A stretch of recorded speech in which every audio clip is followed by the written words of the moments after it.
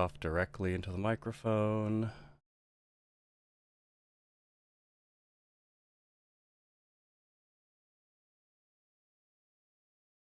OBS let you have a mute button? Yes, and That's OBS does system let wide? me, yeah, OBS does take the inputs no matter what program is the active window. And actually, if you go back and watch Friday's Hat in Time, you could see exactly every time that I coughed by when the controls swapped over from Xbox 360 controllers to keyboard. Oh, that's why that kept happening. I was noticing that. Yeah, because I have it set to I have it set to my my minus num key. So whenever I would feel the need to cough, I would go and just hit that button. But I'm hitting a button on my keyboard, so a Hat in Time panicked and thought, "Oh yes, he's using keyboard now."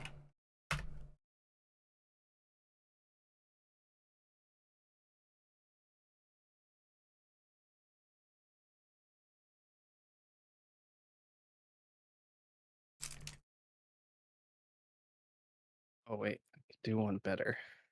I forgot.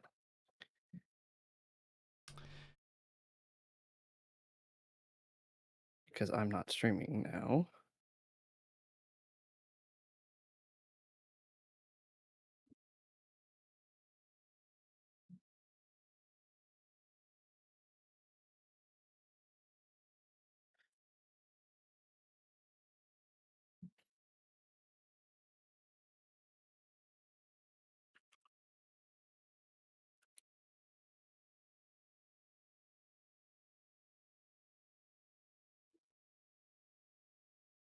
Uh,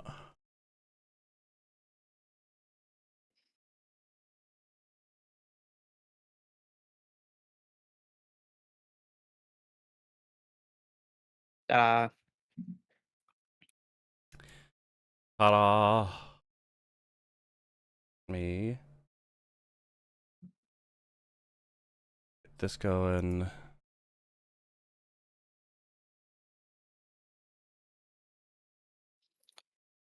This out.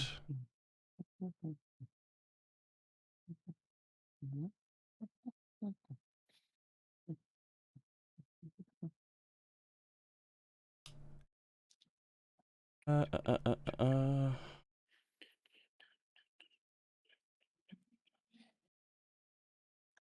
I told my students about our streams, Ah, did you? so they asked me what the channel tag was. I said, "Guess you're gonna have to just go find it." Yep. Go find some people who streamed a whole bunch of Slay the Princess. You gotta watch every single streamer. Well, there's not that many dual streamers, so that at least narrows it down. Yeah, yeah.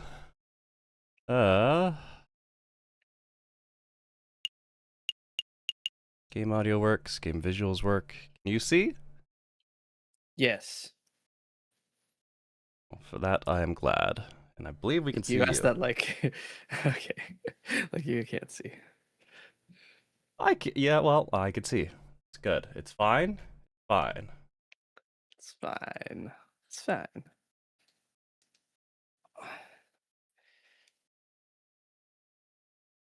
Taking the whole fucking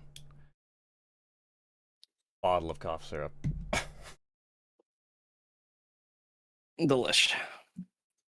Just in case holes that I have don't cut it. I can very quickly dive off to the side, grab it, and take a quick swig.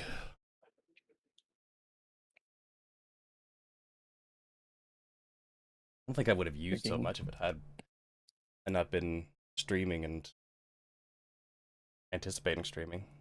Gone through like half of it since I was sick last week. I mean, there's very clear directions in the bottle, So I don't encourage you to just swig from it willy nilly.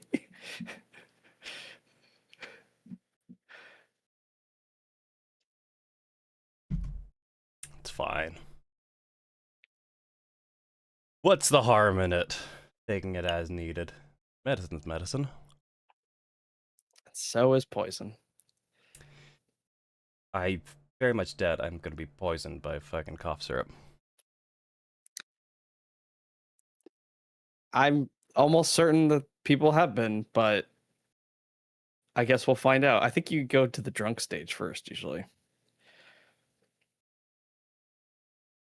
Alcohol in this? I don't know. But I have heard of people doing that, like drinking cough syrup. Maybe it has something to do with like it's not actually about them getting drunk. Maybe it's about them like having something to like swig into their mouth for the habit. And because it's cough syrup, it's disgusting, so they have to like break the habit. Like I don't know. Hmm. I've just heard that before. I have no clue what like the context. Welcome back to Aviary, attorney. Oh boy. Oh boy, oh boy. Oh bird. Oh bird. Gonna be mean to me about instruments again? I have no clue what you're talking about. Neither does the audience. Was on a stream, wasn't canon, I guess. Nope. You're the one who's always telling me nobody's gonna get that reference. January 7th, the Palais de Louvre. 1848.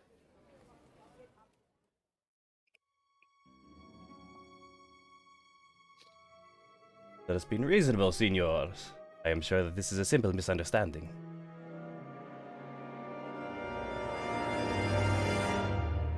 There is no misunderstanding. In the name of the king, arrest the Spaniard.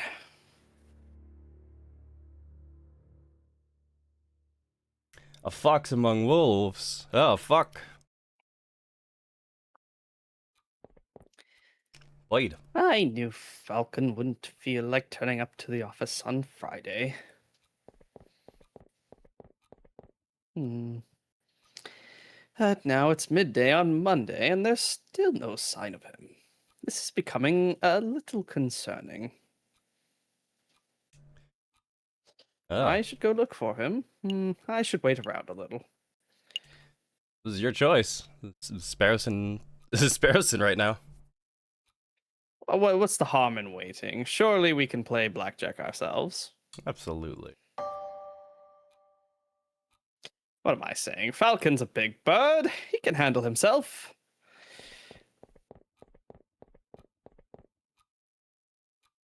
This is dull. I'll go look for him. I should wait around a little longer. Oh, okay. I should probably go find him. You said it in the character voice, so I assumed, yes, this is the choice he's going for. I was reading out the choice. So I did the last time. I should probably go find him.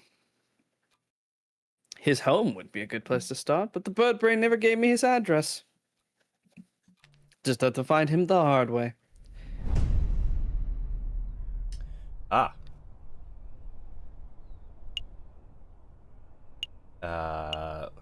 Go wherever we fancy. Already been to. What chateau? Is he hanging out at the chateau? Maybe. Excuse me, Mademoiselle Duhot. Down here. I don't remember what the... It doesn't matter. We're alternating here. Oh, there you are. It's Sparrowson, right? That's right. I heard about the case you were involved in. I would never have thought that the Baron was a murderer. He always treated me with the utmost respect. Then I suppose it makes sense that the most ruthless killers are the ones who can put up the best facade. Yeah, I suppose so. Oh, I forgot all these are French. Hey, how's your friend doing? He seemed a little down last night. Oh, you've seen him. Yes, he was brooding in the corner of La Cana Joya. Mumbling and drinking. A little depressing, to be perfectly honest. Le Canajou. That's the dingy student bar on Rue Jaune, right? It's not dingy, just a little rustic. In any case, that's an enormous help. Thanks, mademoiselle. Any time, Sparrowson.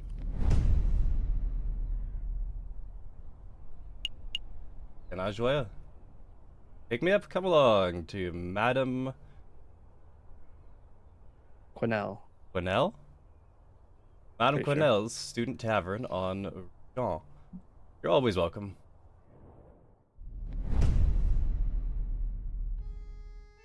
Hey, Dodo. I think so. Harrison steps through the doors of La Canal de Joie, the dingiest student tavern in all of Paris. This is a student tavern. I don't know, probably because they had universities, right? Yeah, okay. His nostrils fill with the pungent aroma of sour wine and bitter tobacco. Well, ruffle my feathers if it isn't little Sparrowson. I haven't seen you in years. How are you doing, hun? I'm feeling pretty good, Madame Quenelle. Thanks for asking. I'm actually here to find a friend. He's a big guy named JJ Falcon. Falcon? Yep, that sorry lump has been here all weekend. He's just been moaning and muttering to himself all weekend. Frankly, he's bringing the whole atmosphere down. I'll take care of him. Thanks, Madame Quenelle. No problem, hun. He's probably still in the corner of the drinking room upstairs.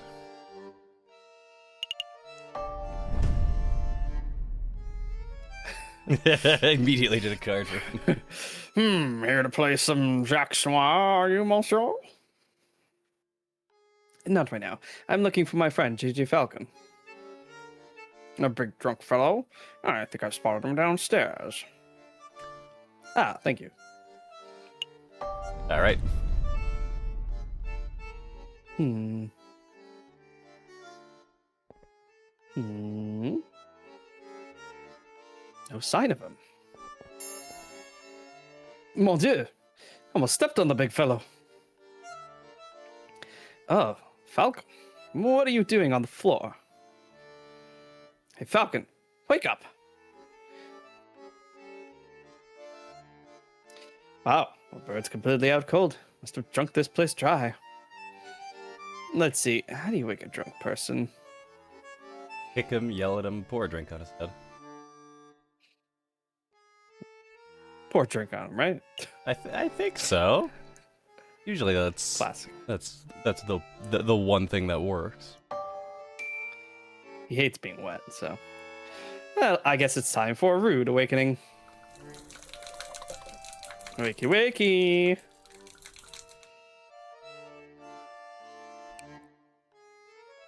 Yeah, I knew they'd use the wet bird. Ah, good. You're up.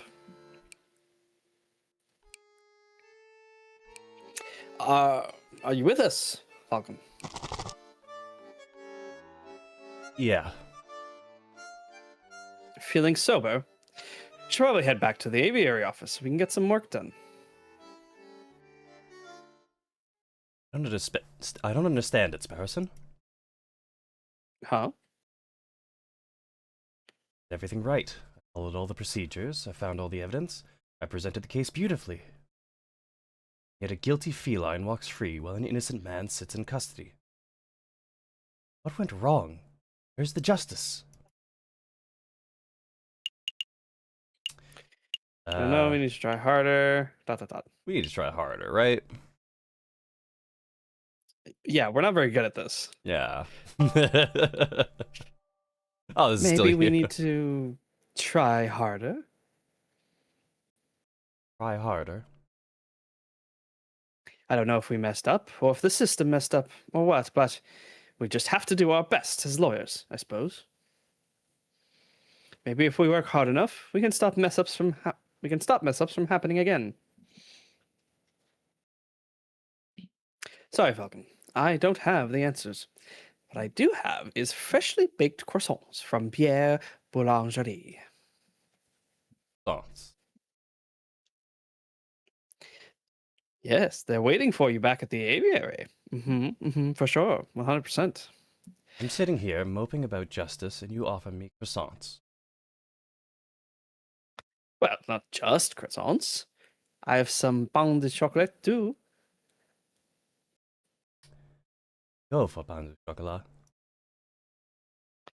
Fantastic. Then let's make a move. All right, I admit it. Croissants are amazing. Oh, he actually did have croissants. I didn't think he did. I thought that was just a bribe. I told you, Pierre Boulangerie on Rue Verde is something else. Oh, that reminds me. The baker told me something interesting. Do you know what they call pains au chocolat in America? Don't call them pains au chocolat. Nope. Pronunciation difficulties. America is a whole another language. What do they call them? Chocolate croissants. Oh. Hello there. Very small fellow.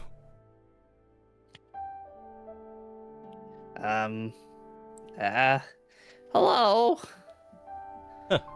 Chocolate croissants. What do they call profiteroles? Oh, I think those are still profiteroles, but rather than custard, they fill them with ice cream and smother them in melted chocolate. Simply outstanding. Is this the aviary attorney? They sure do have like bird legs, but they've got regular feet though. Yeah, when they have regular hands. Yeah. Presumably they have birdie arms. Very upsetting. You're under... Next line. Okay. Can I speak to someone, please? What do they call crepes? Excuse me! Just hear something, Sparrowson. Down here! Oh, I didn't see you there. What can I do for you, little one? Oh gosh, where to start? Your name, perhaps? Mousy. My name is Mousy. And what can I do for you, Monsieur Mousy? I have a friend. He's fallen on some legal turbulence. Legal turbulence? You mean he's been arrested?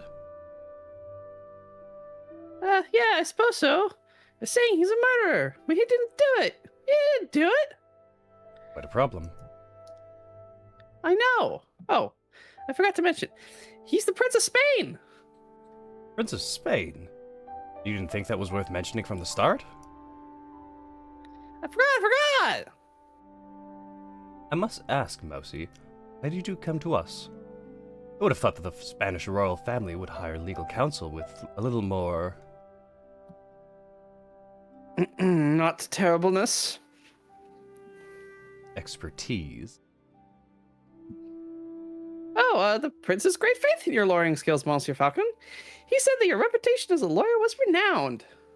Really? The prince said that. This is a great opportunity, Falcon. Surely you wouldn't deny a request from the Prince of Spain. Being a small creature in this world seems awful. I mean... probably not as bad as in some other worlds. Like, this is very Zootopia, right? I guess so. And even then, like, some animals are out of scale. Like, The cats and the lions. the And cats stuff, and the like, lions about the same size. We're about the same size as them, too.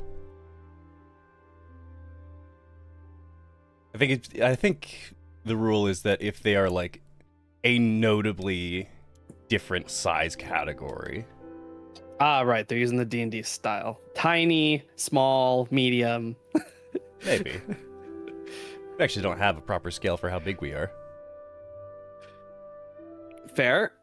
I guess we're using the furniture and stuff as reference, but the homes could be a completely different proportion. Then again, none of this could matter. None of this matters.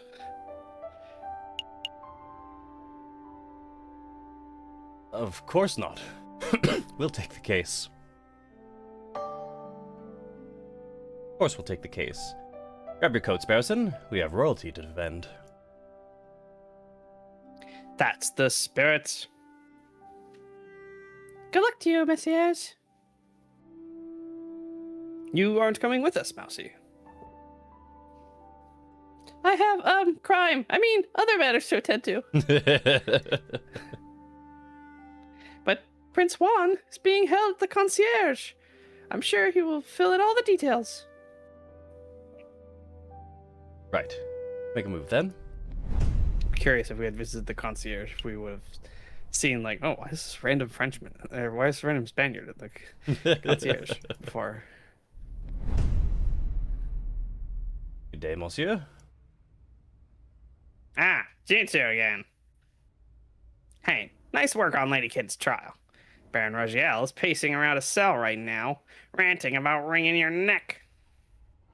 Yeah, I'm not surprised. He's super mad. But, hey, criminal's a criminal, right? Lined into a death sentence, he probably shouldn't have killed the guy. Oh, you're not here to defend him, are you? Because that would be hilarious. We're actually here to see Prince Juan Querido, heir to the throne of Spain. A mouthy fox, huh? That guy's driving me nuts with his senores and his flamboyant attitude. All right, who wants the prince?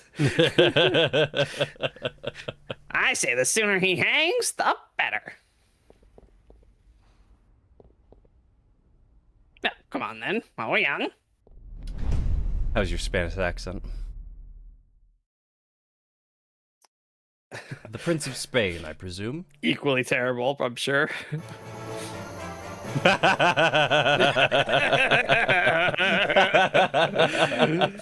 Indeed, I am Juan Querido, heir to the throne of España, and you must be the legendary lawyer, Signor J.J. Falcon.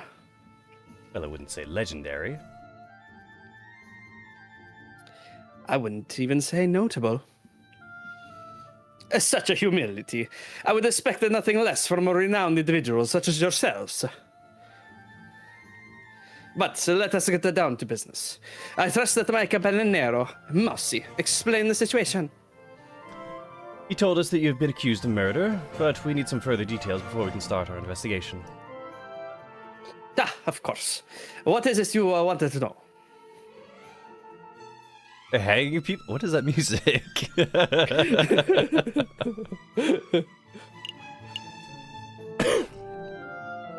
Tell us about the murder. This is 1848. I'm pretty sure they're hanging people then. Yeah? To be honest, Prince Juan, I'm a little confused as to how a member of royalty could get in so much trouble. Could you walk us through your activities on the day of the murder? Of course. Let us see where to begin. It was the cold and misty morning of the 6th of January.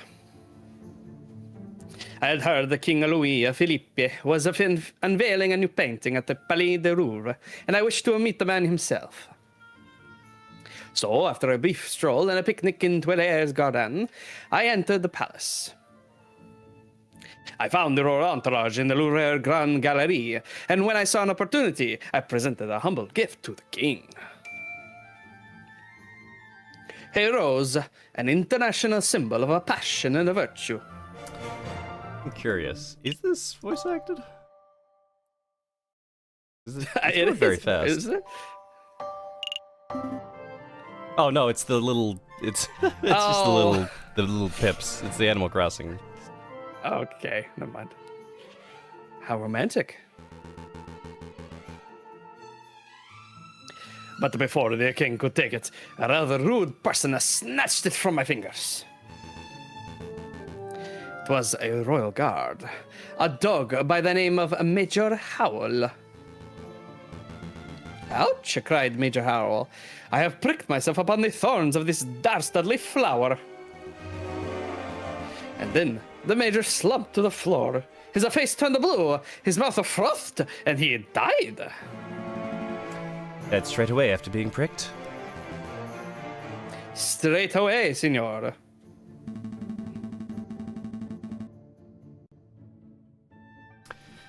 It's obvious that the pricked finger was the cause of death, but I don't know any poison that acts so fast. Nor do I, Signor Falcone. But clearly, the police felt that the poison upon the rose's thorn was the only logical explanation. And with so many witnesses, even the king himself, oh, what could I say to defend myself? So where did this rose come from? I acquired it from a beautiful Parisian flower seller at Les Halles Market. A girl by the name of Catherine Marie Signy. Signy? Thing? Sing? But surely you're not suggesting that the flower girl applied the poison herself, Signor Falcone. Well, I'm not making any accusations yet. I'm just planning to explore every line of inquiry. Poison rose has been added to your evidence folder. Did you want to ask something else, Signor Falcone? Ones where the rose were supposedly covered in poison. Why are you in Paris? Why did you come to Paris, Prince Juan? I was on a diplomatic mission. Did not know whether you are familiar with current events, but you may have heard that my country is in a state of turmoil. I don't know if you're dipping into Italian. Possibly.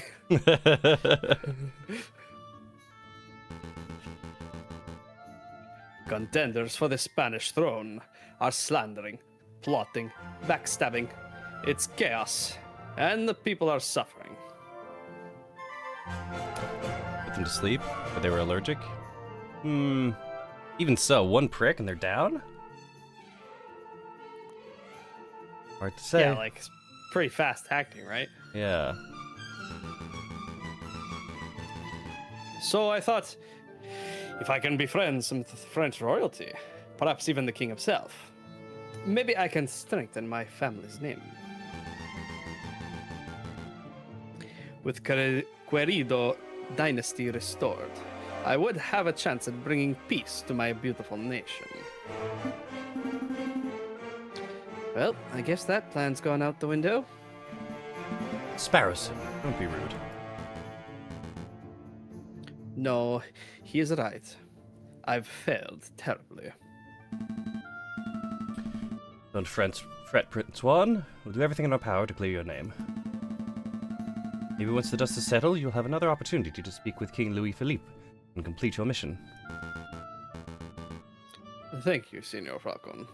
I am sure you will do your best.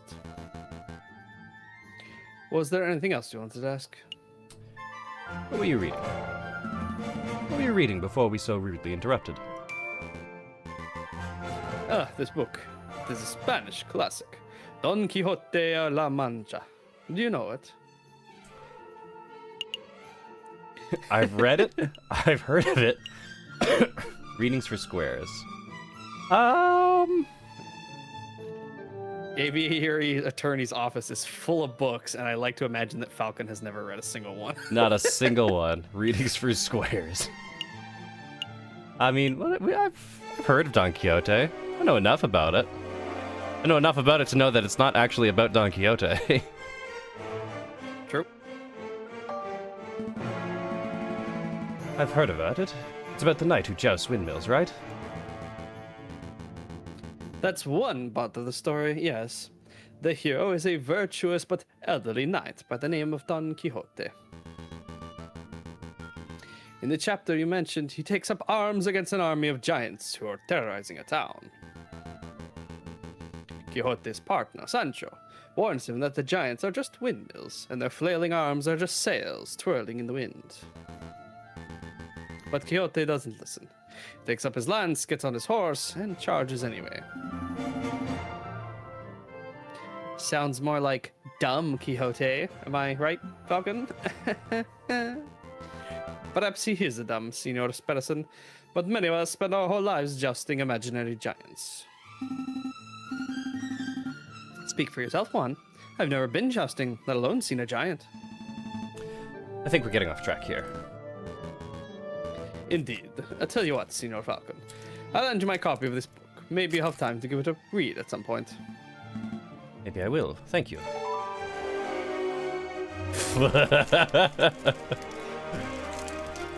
El ingenioso Hidalgo Don Quixote de la Mancha has been added to your evidence folder. Spelled with a J in the title there, but it's with an X when they're talking about it. Interesting. And even there, it's with an X, not J. Oh. Book Prince Juan gave us to read. A close examination, page 44 seems to be missing.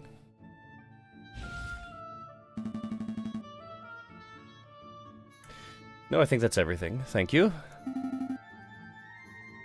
So, what's the plan, Big Bird? Well, we have two lines of inquiry. We should head to the scene of the crime, the Palais du Louvre, and see if we can find any clues or witnesses. And we should interview the flower girl in Les Halles Market to see if she has anything to say about this alleged poisoned rose. 2 tasks over 6 days? That almost sounds too easy. Let's not get complacent. Good luck, senors. Wait a minute, Falcon. What is it? Did something seem off about Prince Juan to you? He's quite a character. Seemed colorful to me, throwing roses, sprouting about literature. Juan's one suave Spaniard. Maybe. Maybe I misread him. Well, look, if this is bothering you, then we could always ask around. Maybe someone in the city knows Juan's dirty secret. If he actually has anything to hide, that is. Yes, let's dig up the dirt. We still got a trial to prepare for. Priorities, Swanson. Harrison. Fuck! Swanson. Swanson, I know. No. The crime scene, right? Why the would bar. we go to the Justice Hall? Fun? I'm just curious. It's not going to cost time. Ali, did A little early, aren't we? just scoping the place out. Come on, Falcon. We've got investigating to do. Oh, okay, makes sense. Just because we can. Alright. So the bar, we could go for some rumors and stuff, I'm sure. Yeah. Maybe learn more about the prince. That's, yeah. The palace, that's where it happened, right? Hmm. And the halls is the market. Correct. Okay, so you said you want to go to the palace first? I think The crime so. scene. Makes sense. Crime scene as soon as possible. Yeah. Falcon and Sparrowson make their way to the Palais de Carousel, the courtyard just north of the Louvre's Grand Gallery. That's the Arc de Triomphe over there. I swear, it's smaller than how I remember it. That's the Arc de Triomphe du Carousel, you doofus. The big Arc de Triomphe is up the road. What? No way. Why are there 2? Because when a man like Napoleon invades half of Europe, he gets to build as many triumphal arches as he damn well pleases.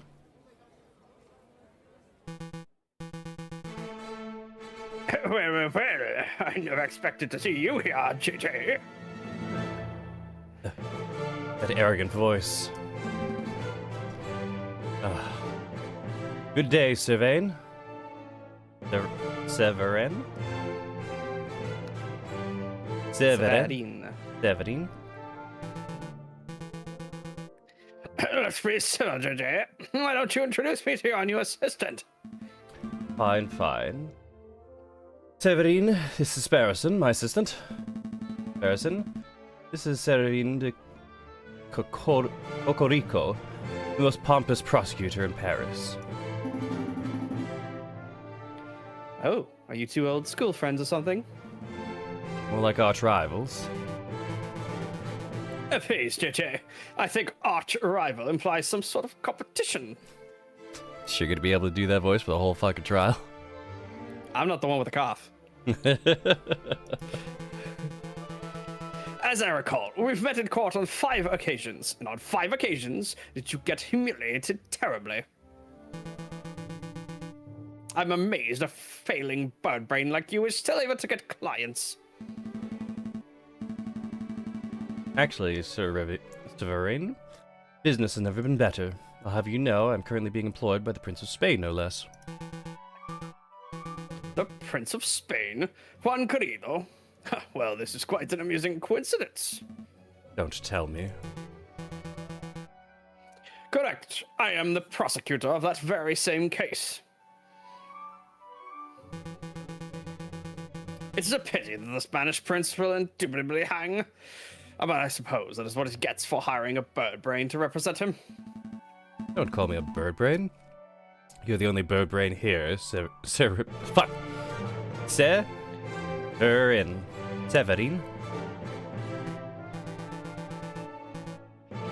Huh. One always speaks badly when no one has nothing to say, Voltaire. Uh-oh. He's giving you the verbal smackdown. Quick, Falcon, make a witty retort. Huh? Oh, yeah.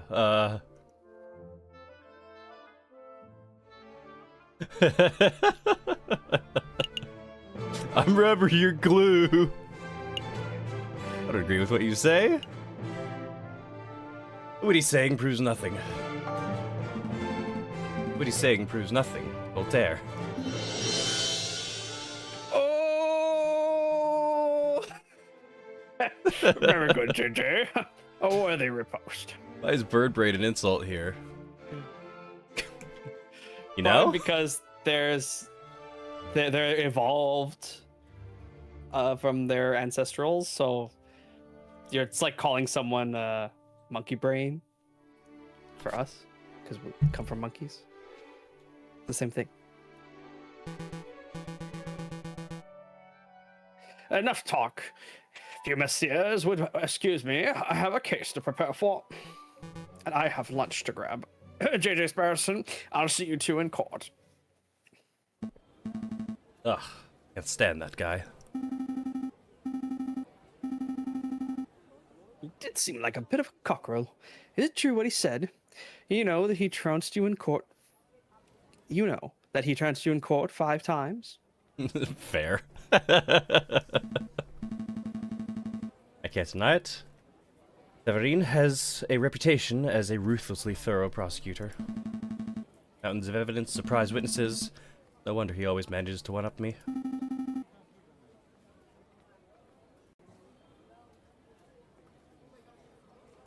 This time will be different, right?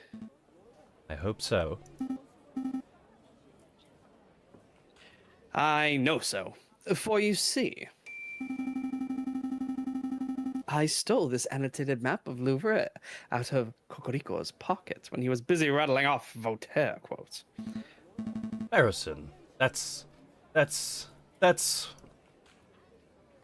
pretty impressive. Fuck that guy. Impressive, actually. I swear you were standing 3 meters away the whole time.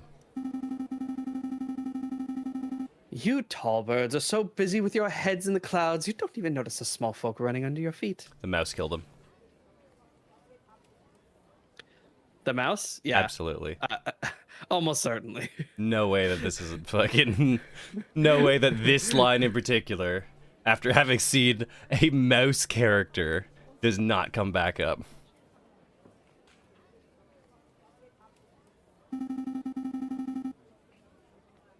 Pinching Gogorico's pocket was like taking candy from a very tall baby. Let's take a closer look.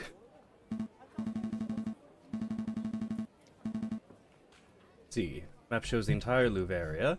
Everything from Tuileries to... Help me out here. Fucking drowning. Tuileries? From the Tuileries. Yeah, it's not Tuileries, I don't think. Bro. The Eries?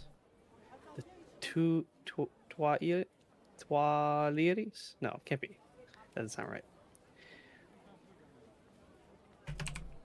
French pronunciation. Tuileries. Like two rivers? Tuileries. Tuileries. Tuileries. Yeah, it's not Eries. Eries is the English Tuileries. pronunciation. Tuileries. To the Rue de Louvre. Most convenient. We're currently standing here in One the second. Palais de Carousel, Right back.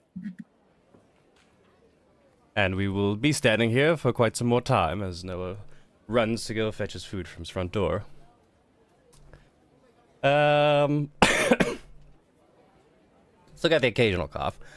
It was much, much better than it was even 2-3 days ago. Feeling pretty good. I'll probably be right as rain come Monday. Might still be sucking on some hulls during Deltarune, but for the most part, I'm doing good. Doing good. I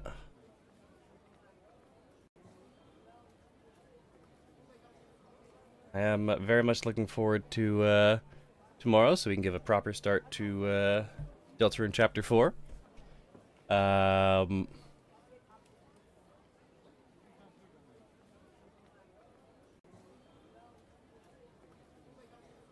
And very soon we should have Placid Plastic Deck to have fun with.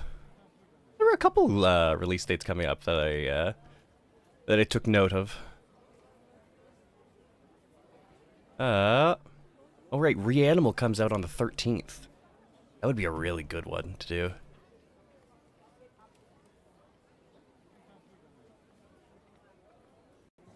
That's this Friday. Ooh.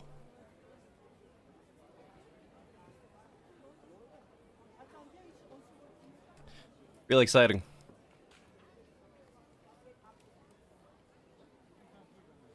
With any luck, be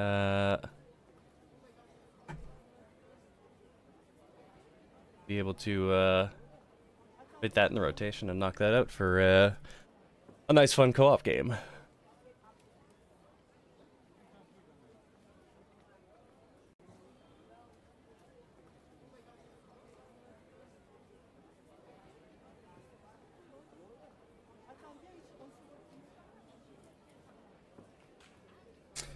Oh, ho, ho, ho, ho, ho, ho, ho, ho, ho. Well, I am. Welcome back. Does that imply all the animals are vegetarian? Um, That the birds wouldn't eat the mouse? Must be, right? Otherwise it would be murder. Otherwise, it would be murder. I don't know. Reanimal is the original Little Nightmares devs, right? I think so, yeah. At the very least, it definitely feels like it. And I know that the original Little Nightmares devs weren't involved in 3. Or at least the majority of them weren't. We can only assume.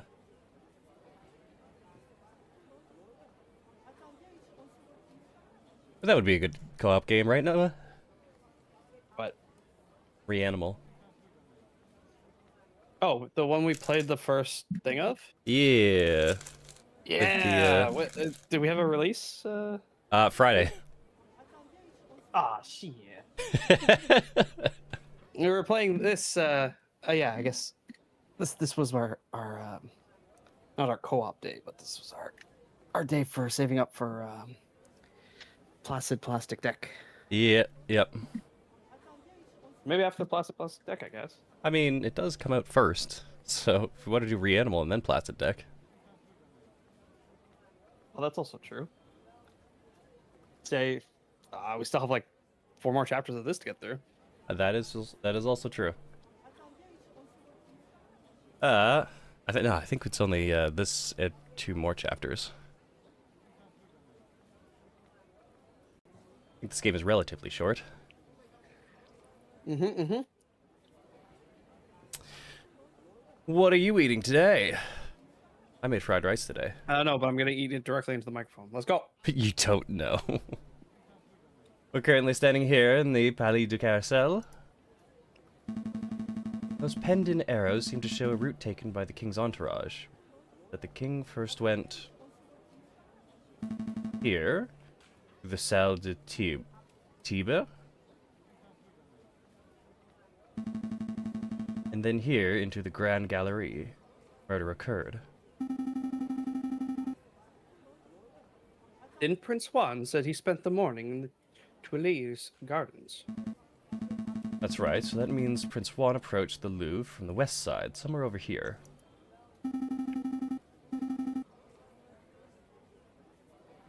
Sounds like we have a lot of places to visit. Where should we go first? Like the room to investigate. Yes, rooms. Rooms, yes. Scene of the murder, right? It's always the best place to start. Yeah. That's You don't Porcupine. start in the trash bin, but you end up in the trash bin. 'cause you wanna search Exactly. everything. Here we are at the Grand Gallery, the murder room. I believe the murder occurred right under the new painting. I see hundreds of paintings. Which one is the new one? I haven't the foggiest. I'll have to ask someone. Please don't talk to me. Please don't talk to me. Excuse me, monsieur. You look like you know your Mona Lisas from your last suppers. I don't want any attention. Maybe he isn't talking to me. Nope, he's definitely talking to me. Keep it together, Eric. Oh, hi. You happen to know which painting was unveiled on the 7th of January? The one the king came to visit? Oh, yeah. I can help you with that. It's the piece right behind you. Ah, I see. Painting of the king himself. The king is a duck. Amazing. Glorious. Mood. Very much so. Is Oh, he it's a Napoleon? penguin. Is it King Napoleon? Was that 1848? No, because this is after Okay. after they built the arcs. I actually don't know when the time. I don't know anything about French history. I think Napoleon was the King 1700s. Louis. Yeah. King Louis Philippe the First. So that must be a famous painting of King Louis, right? I assume so. We don't have the king's profile.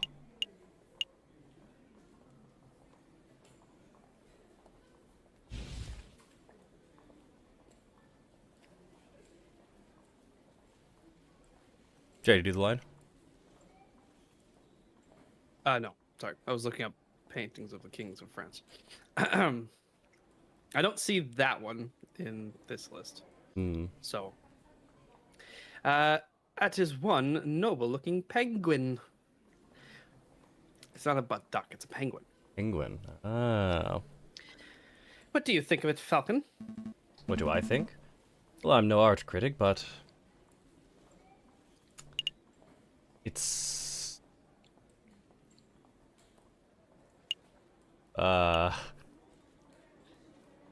it's subtle and nuanced. Uh-huh. Careful brushstrokes, the pre-Raphaelite soft tones, and the subliminal use of light. This is a contrast, nuanced work. An evocative painting that alludes to a forgotten era. You said a lot of words. I'm not sure if I'm any closer to knowing your opinion. I'm guessing the impression that you messieurs aren't regulars at art galleries. No, we're a right pair of Philistines. Speak for yourself, Falcon. I've never been to the Middle East. I've never been to the Middle East. That's a good one. That's a good one. Then I'm guessing you're here to investigate the king's assassination attempt. That's right. We're actually hoping we could ask you a couple of questions about what you saw. Oh, I wasn't even in Paris when the murder took place. I didn't see anything. But, I have a friend who might be able to help you. This, R&M Associates, home of Renard Vulpes, private investigator. Thank you, but I don't normally deal with these gray area of the law types. So please give the guy a chance. He got me out of a bind before, and I'm sure he can do the same for you. Not making any promises, but I'll keep a hold of the card. We appreciate the help in any case. It's no trouble. Random business card has been added to the evidence folder. Thank you for your time, Monsieur.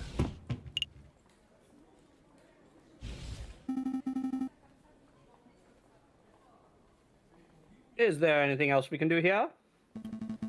Well, ideally, we would turn the whole of the Grand Gallery upside down in our hunt for evidence. But that's not possible with so many people around. Probably just move it to another room. Go to where our client was, or where the king had stopped? I think we check the clients first because I think if someone was poisoned, they would have been poisoned on the way in the cell. So let's just validate our guy's alibi. Our feather-headed friends wander through the immaculately maintained Tuileries garden. Nothing seems out of the ordinary until they spot a familiar face picking up litter by a tree line. Hey, Falcon, does that groundskeeper over there look familiar? Yeah. Now that I'm looking at him, he does look a lot like that photographer. What's his name? Salvador Serenado. Bono Baghetto. Robito Robinho. Robitio Robinho. Huh? Did someone call me?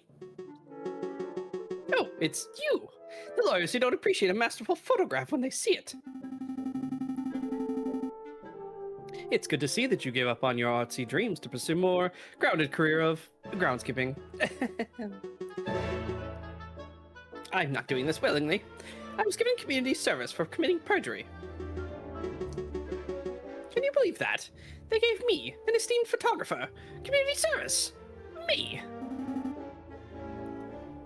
Yeah, I can believe that.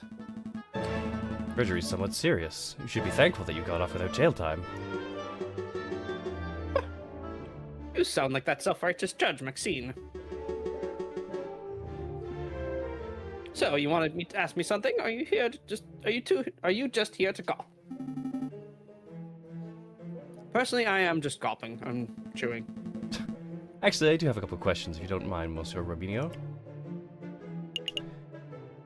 Have you met a Prince Juan? I don't suppose you bumped into a Spanish fox who goes by the name of Prince Juan, have you?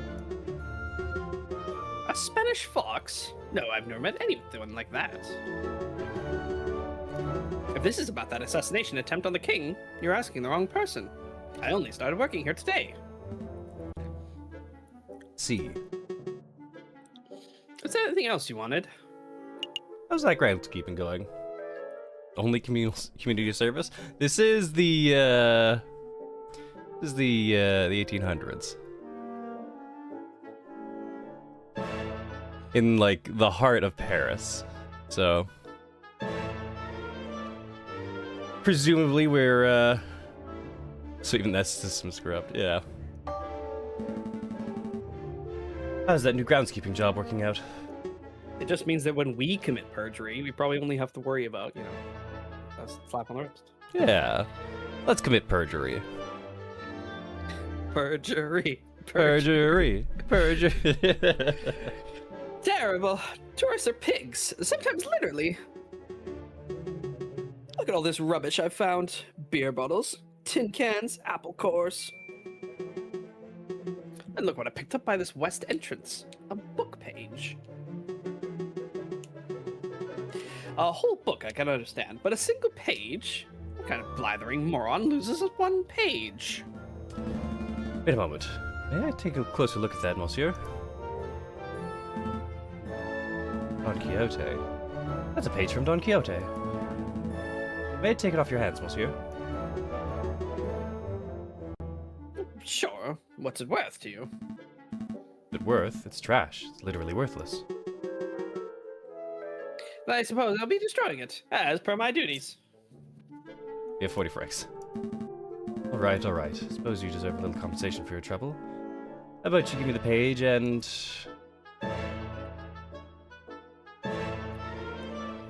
£5. Judge Maxime. Vote is in the Louvre. 5 francs. This is much more reasonable. Pay you £5. Easy money, right? 10. 6. 10. 8. 10. Wow, Falcon, you suck at bartering. Alright, fine. 10 it is. Take my damn money. Page 44 of El Ingenioso Hidalgo Don Quixote de la Mancha has been added to your evidence folder. Did you want to ask something else? That's all. Well, we'll let you get back to your work, Monsieur Robinho. Page 44 of Don Quixote is found in Tuileries Garden by the Louvre's west entrance. So that, at the very The purpose of alibi. yeah, Goose's alibi is where he was. Whether or not that's a planted alibi, who knows?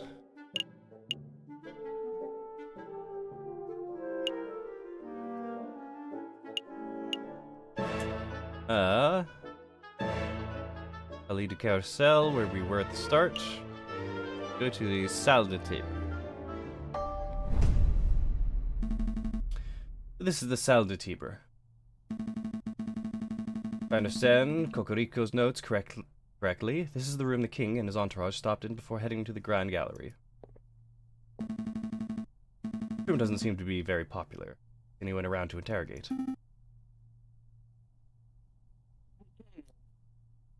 Interview. Right, interview. Well, since it's quiet, maybe we should take the opportunity to do a little snooping. To the point. Really all the interesting evidence would be in the Grand Gallery where the murder took place. Think about it, Falcon. The police would have already gone over the Grand Gallery with a fine-tuned comb. I bet that numbskull, Inspector Volerti, didn't even think to check this room for clues. There might be a murder weapon just under our beaks. Logic seems a little questionable, but it couldn't hurt to have a look at those. Oh boy. More things to click on. This. A shiny copper urn. I guess it was used for carrying water, or for cremated remains. Probably not both at the same time. It smells good. Don't sniff the exhibit, Sparrowson. No, really. This urn smells amazing. It's almost chocolatey. Poor thing. You're hallucinating from hunger. Would you like to stop by a bakery on our way back to the office? Don't patronize me, Falcon. My nose never lies. Actually, this is something that came up last night in D&D where we were talking about one of the players has an owl familiar. Yeah. And I asked it, like, what senses does the bird have? Has dark vision? Okay. Does it have a smell? Like, do owls have a sense of smell? They rely on their sight for hunting, right? Why would they have a sense of smell? So, and then one of the players say, well, predator birds have really good sense of smell, so they could sniff out their prey. So owls must have a good sense of smell. And then we looked it up. It's like, no, owls have no sense of smell almost whatsoever. So now I'm curious, do sparrows have a sense of smell? Good question. Because that might be part of the joke. Not familiar with sparrow biology. Sadly.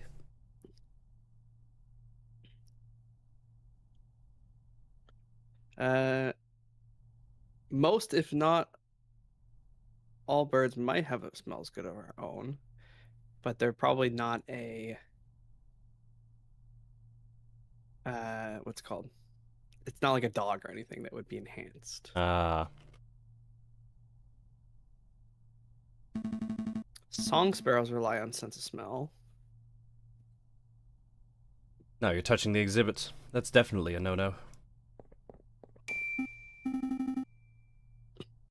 See, look what I found in the urn. Put that down, Sparrowson. It's someone's old rubbish. No, look, it's a chocolate wrapper. Judging by the smell, the chocolate was bitter and dark and 70, perhaps 80% cocoa, Belgian in origin. The level of wrapper crumbling and the firmness of the chocolate residue indicate that this was discarded just a few days ago. Yes, I am certain the chocolate contained in this wrapper was undoubtedly consumed on the 7th of January, the day of the murder. Mon Dieu, Sparrowson. You deduced all that from smelling the wrapper? Imagine what could work out if I tasted it. That won't be necessary. Sparrowson, if you could apply this level of critical thinking to areas outside of food, you would be the world's greatest detective. If only all evidence was edible. Do you have any idea which shop this chocolate was purchased from? That might help us track down the person who consumed it. No, there's no possible way we would know that. I suppose we'll just have to visit every confectionery in town and sample a bit of merchandise for comparison. What a chore.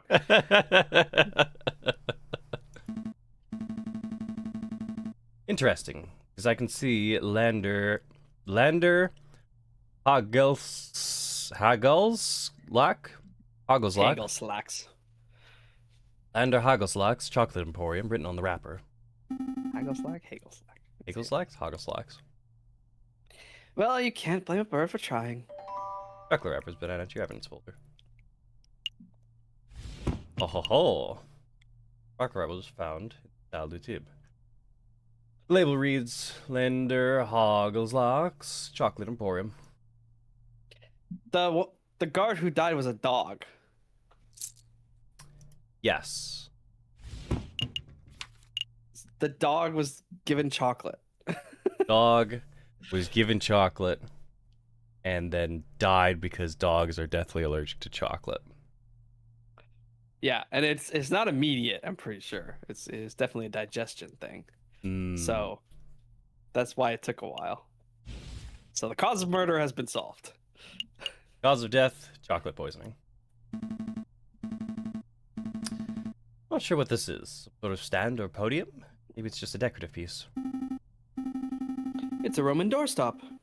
Roman doorstops were enormous marble slabs. The doorstops had to be Roman doors. Roman doors were enormous marble slabs, so the doorstops had to be similarly large in order to stay in place. I don't believe you. I don't think that's right. My uncle's a Roman historian. Trust me. Okay. These columns have been designed look Roman. There's a 2 in there missing. I think the style is iconic. Ionic is what you said. It's not ionic, Falcon. Ione is when a character says something, but the reader knows it means something completely different. That's not... Never mind.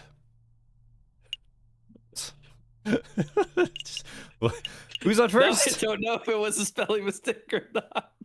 Who's on first? What's on second? I don't know. I was on third. Is a cabinet full of engraved plates, mostly bronze. How much do you think they're worth? I don't know. They're 300 francs apiece, at least. What? Are you serious? I'm in the wrong profession. I don't think archaeology works as a get-rich-quick scheme, Sparrowson. Who said anything about archaeology?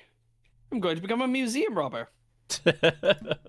Oh. Well, that's one way to get rich quick. Some sort of ceremonial container. Beautifully crafted, but what did it contain? Maybe it's an arcane wine cabinet. What was the guy in Code Rain? who was the museum robber or whatever? Raincoat. What was that one? Yep. Uh, was a museum robber.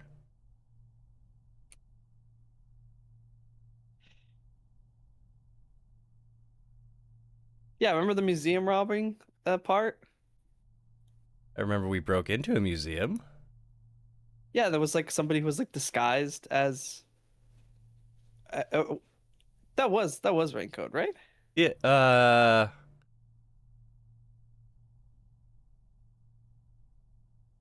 I don't remember. Was it a side story thing or was it a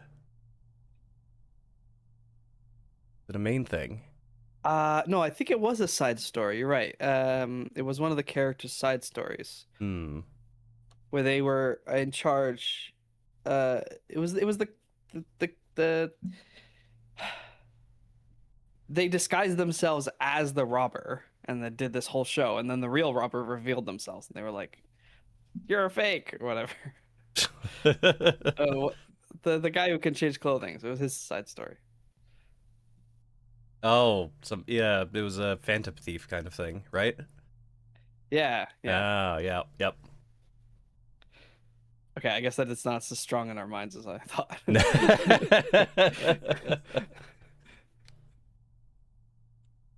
Don't be ignorant, Falcon. This is sacred Mesopotamian artifact, gifted to the Emperor Hadrian for his victory at Euphrates in 123 AD. Stop making stuff up. You and I both know nothing about Mesopotamia. All right, you got me. This could be a hippo's chamber pot for all I know. Killer. Supporting column. It's holding the roof up. If the column were truly supportive, it wouldn't hold the roof up. It would encourage the roof to get to its location on time. I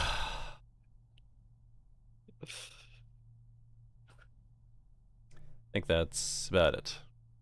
It's just the chocolate wrapper. Is that the girl he tried to marry who left mid conversation? Yes, I'm pretty sure I do remember that. We're done here for now, at least. We can't spend all day staring at Roman artifacts, I suppose. So, as to where to next? Back to the Palais du Carousel. Are we done here? Yep, let's go. Yep, let's make a move. Good call. We can always come back later if we've forgotten something. A new day. Oh. We got a new place that will take time to visit. Where do we want to go next? Back to the flower cellar. I imagine we gotta follow up on our lead that we just got, right? The chocolate emporium?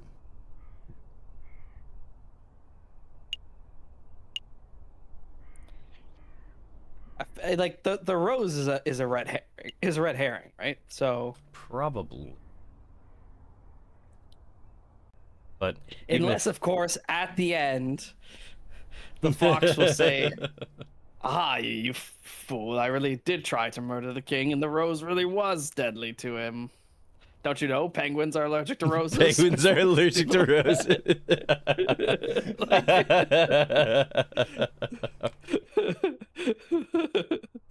Would be incredibly funny, yes. Yeah, it is probably just a red herring. But even if it is a red herring, we do have to prove we are gonna have to. Sorry, we're gonna have to argue against it in court. That is Penguins the presumed murder weapon. are penguins allergic to anything? Apparently, this is a common Google question. Well, are they? African penguins have shown severe fatal allergic reactions to bee venom. Bee venom. Yeah. Surprised Causes that anaphylactic bees- shock. surprised and that bees damage can to get through their organs. feathers. I imagine it's not, the easiest thing, but their bee stingers are pretty pointy. No, push to mute works.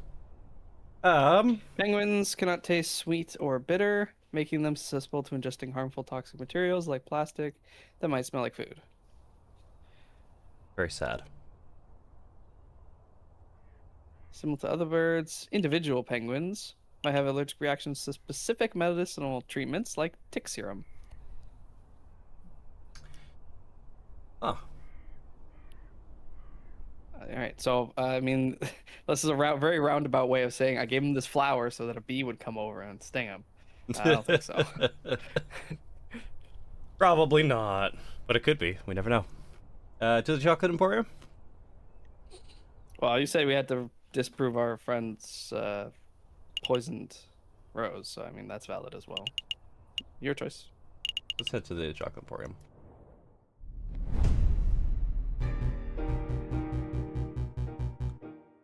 Welcome. Belgian elephant. All right. Welcome to Lander Hergeslack's Chocolate Emporium, the finest Belgian chocolate shop in all of Paris. I'm Lander Hagelslag, the founder and owner of this establishment. And I'm JJ Falcon, defense attorney. Good day, monsieur. Oh, lawyers. Very fancy. Must say that I once dreamed of being a lawyer, and well, circumstances wouldn't allow it. It's a funny story, you see. I was a young boy. I befriended the son of a Hungarian attorney. Falcon, you have to help me. What is it? It's the smell, Falcon. It's overpowering me. It's demanding that I lay waste to the shop. For pity's sake, restrain yourself, Sparrowson. Oh, but I'm rambling, aren't I? So you messieurs here to buy some chocolate? Yes! No. We're actually here on business, monsieur. Business? First things first, we believe this chocolate wrapper originated from your shop. Are we correct? Oh, yes. Is indeed the trademark Hagelslag wrapper of genuine Belgian Hagelslag chocolate. This was almost certainly bought from this very establishment. Very good. With that established, there's something else we wish to ask, Monsieur Hagelslag. Who bought this piece of chocolate? Can you tell us who bought the chocolate that was contained in this wrapper, Monsieur Hagelslag? I'm afraid not, messieurs. Not just because of matters of confidentiality, although that is a factor, you understand. Because I couldn't possibly know that. I thought elephants never forget. Is that racist in this world? Like, is that stereotyping? I don't know, I think we're about to be told. My memory is impeccable, monsieur, but you must understand I have dozens of customers a day. There are hundreds of people who could have potentially bought this particular item. Your memory is good, but you need further information. If we were to give you the description and name of a person, would you be able to tell us whether they purchased something from you? Oh yes, that I could probably do, monsieur. Let me think. Who to ask about? Mouse. No. Even funnier. Someone from the first chapter, like the dead frog. How many shots are we gonna have at this, though? I'm sure if it's necessary evidence, we're gonna be able to just pick everybody, and he'll just have a generic response for anybody that's not important. Serve a deceased. Pick Sparrowson too. Have you ever served a deceased frog named Monsieur Grenouille? No, monsieur. Let me think. Have you ever served Sparrowson? I think I would remember that, Falcon. Suffice to say, no, I've not yet eaten here. Have you ever served me? Ever served a tiny mouse named Mousy? No, monsieur. Mice terrify me. Messieurs, I'm growing tired of this endless queries. Oh, Come back fuck. another day. Oh shit, maybe we actually do have to split. You know, Falcon, it's possible we haven't encountered the chocolate feed yet. Rather than coming back here every day and making aimless guesses, we should wait until we have someone specific in mind. I have a point, Sparrowson. Thank you for your time, Monsieur Hagoslack. We shall return when our investigation has progressed a little. Anytime, messieurs. Alright, we need to find all of our characters and then come back here. It still takes time to go there. Shit, how many days have passed? We've done 2 now, right? Yeah, 2 of 6. Right. Hal?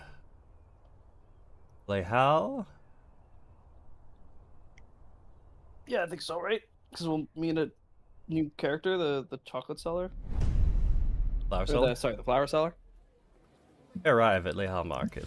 Okay, so, not Mousy. Let's terrify him.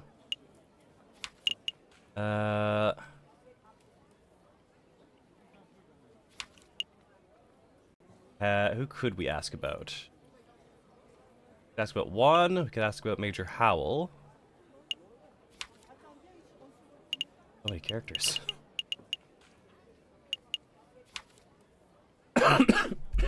Oh, pardon me. So those 2 are probably mainly want to ask about. I don't know why he would though.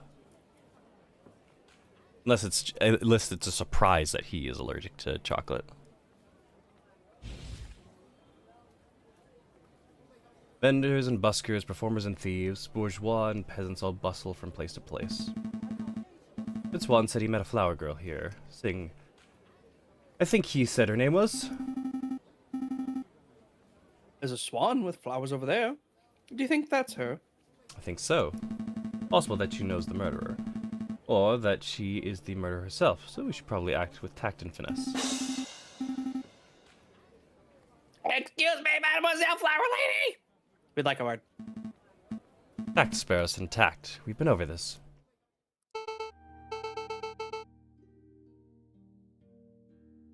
Go for it. You haven't done a lady in a while. I know, it's just... It's very unsettling that it is just lady from the neck down and then bird from the neck up. Like, this is something about this design.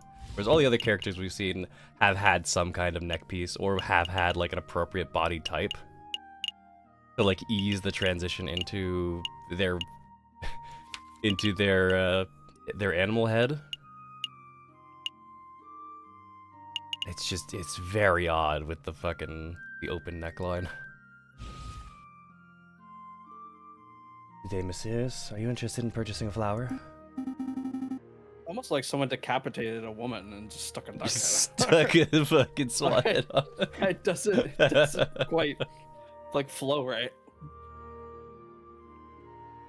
Yes, I wish just to purchase a rose from milady.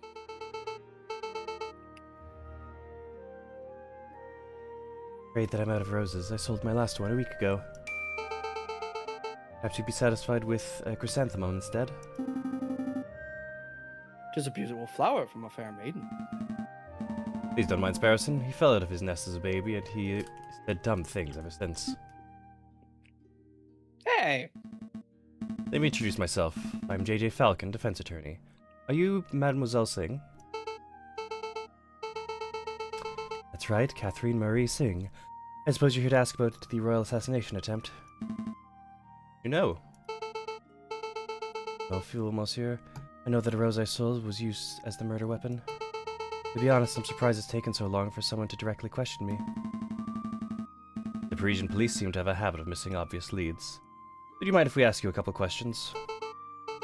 Business is slow. Please ask away. Who bought your last rose? Mademoiselle, you mentioned that you sold your last rose a week ago. Who did you sell it to? The person who bought the rose, I didn't catch his name, but he was a charming red fox. Sounds like our Juan. Met him around a week ago on the 6th. We talked for a little while about the usual things, you know, like how everyone seems to be in debt these days. He then bought a rose and left. I heard that the fox is on trial, but to be honest, monsieur, I don't think he's guilty. Oh? Why's that? Well, actually, never mind. It's just a gut feeling. Okay. I understand, mademoiselle. If you remember anything specific, please don't hesitate to get in contact with us. Want anything else? Where do you get your flowers from? Where do you acquire your flowers from? Where do you acquire your flowers from, if I may ask? Normally I gather them from the wild. Last week I found these chrysanthemums on the city limits. That's the same place I discovered this monk's hood. But since it's still winter, I have to buy a lot of my flowers from a merchant who travels to Italy and the Netherlands. That's how I acquired the rose. What can you tell me about this particular merchant?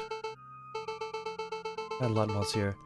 Just an old man who passes through Paris a few times a year, selling his goods and wares. I see.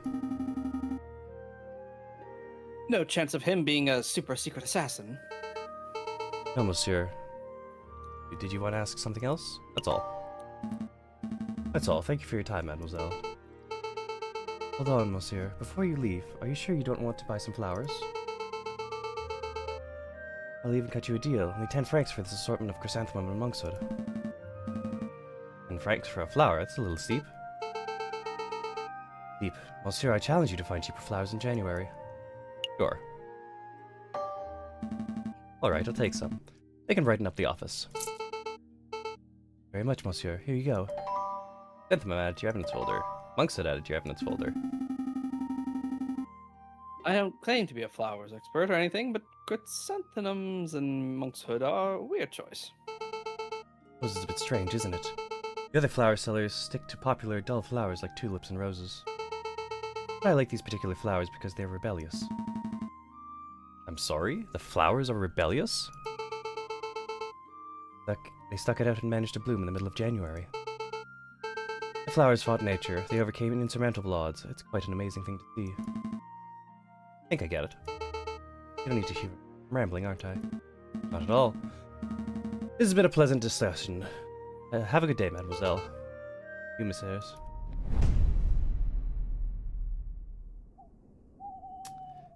This is... Day 3. You sure?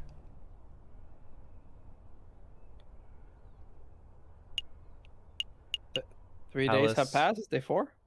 Chocolate, Latel. This is day 4. Oh, okay.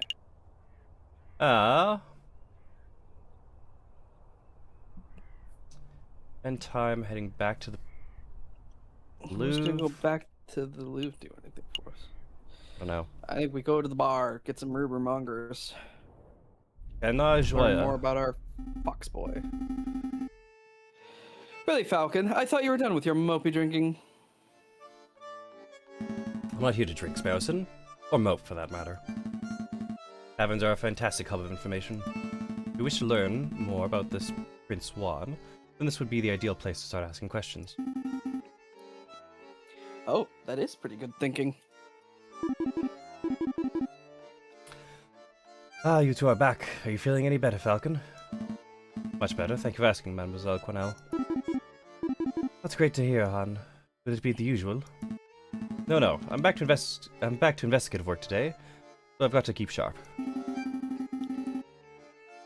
Wanted to know if you've seen a Prince of Spain around here recently. Prince of Spain? I don't know if you've noticed, Han. This isn't exactly the classiest pub in Paris. I'm lucky to serve the occasional bourgeois, and forget about seeing a member of royalty. Pity. Maybe I should ask some of your patrons. Feel free. The old regulars, Rufus and Paul, are playing cards in the attic, same as always. We get all sorts of colorful characters in the drinking room. Bet if you rattled enough cages, you'd find someone who knows whatever it is you want to know. Thank you, mademoiselle. Let's see, where to start? Good, we gotta go to the cards room, right? Oh. We gotta win so they can tell us information. Hell yeah. Come on, Paul. Just one more game of Jacques Noir. Absolutely not. My wallet's hurting enough as is. Oh, please, I'll even let you deal this time. The answer's no, Rufus. I'm a skink. You want to play cards, you'll have to ask someone else. I'm I'm skint. a skink. I'm skint. I'm skint. That's gotta be an English phrase, right? Why, they're French. But the translation. Fine, I'll ask that big fellow. Excuse me, monsieur. Yes, you, monsieur. Would you like to play some Jacques Noir? Absolutely. Absolutely. Deal me in, monsieur. Very well then, do you know how to play? Of course. Of course, I've been playing for years. Yeah, right. Don't get cocky, Falcon. Very good. I shall be the dealer. We'll bet 5 francs per game. Here we go.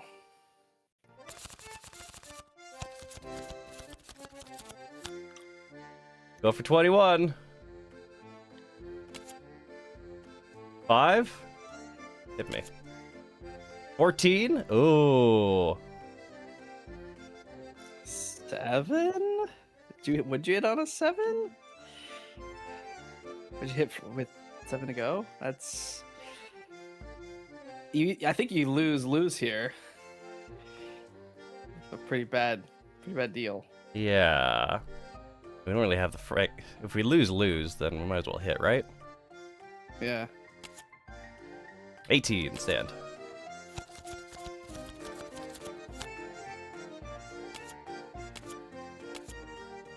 Hey!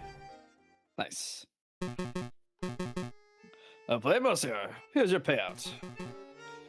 Shall we have another round? Fuck yeah. Make some money off of him. Never had we get here. We came to the bar for information to ask about our client, and I found a way to make money. Yeah, or maybe you found a way to lose money. Or I found a way to lose money, yeah. I would have backed out while we were ahead. Just saying. Fuck. See? Exactly what I was saying. Unlucky, monsieur. Most unfortunate. Shall we have another round? Fine, we're back to 0. Hit me. 15? Doesn't feel good. We gotta stand on 15.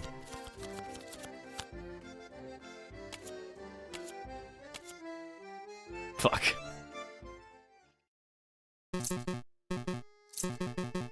Ah, 15 francs left? No. Now you're down. No, I think we're done. Maybe another day, monsieur. I understand. Feel free to come back anytime. We learned nothing from that. I thought he would tell us something. But so, there I was, in the grasslands, 10 kilometers downriver, rifle in hand. I'd been pursuing this set of footprints for hours. I was getting closer and closer. I could almost smell the beast. Then I spotted it. It was a boar. A big, stupid boar. But completely oblivious to my existence. I readied my gun, carefully took aim, and bam. You shot it? No, it was the most peculiar thing. The boar slumped over dead right before I could take the shot. Sounds like one of them heart attacks. Mine went the same way. That's what I thought. I went to take a closer look. I noticed the boar was frothing at the mouth. Whoa. It was rabid? Possible, but I don't think so. I remember reading something about frothing around the mouth being a symptom of poisoning. Needless to say, I left the dead animal alone. Good call. Who wants to deal with tainted meat? Definitely not vegetarians then, yep. Ask about the boar. So, they hunt non-intelligent animals. Yes. Gotcha. How can you tell the difference? You say hi first? But he was hunting a boar. Well, the Say boar hi, wasn't wearing Sparrow. clothes. Ah, that's the sign. That's the sign, that yeah. makes sense. Excuse me, monsieur? That's why you never go into the wilds naked. You always bring your hunting vest. Yep. Yes, can I help you? Yeah, that beast you were tracking might have died from poisoning. Could you give us some further details? Further details. I'm not much of a poison expert, I'm afraid. Well, what do you think caused it? I guess that it ate something bad. I saw some of that poisonous plant around Wolfsbane, I think they call it. I see. What? Monkshood is another name for wolfsbane. Oh, that I didn't know. Yeah. It's super poisonous flower. That's why I bought the flowers. Interesting. The difference is when the animal isn't completely human from the neck down, like some freak of nature. I mean, we have some people who are a bit more animal. Like Renwee, he's mostly frog. The mouse is very mousy. Like, those are mouse hands. It's not human hands. Wow, that wraps up our characters. So, who can we ask about buying chocolate? Mary Singh. Ask about Major Howell and Juan Carrito. If we only get 3 per, only get 3 per day.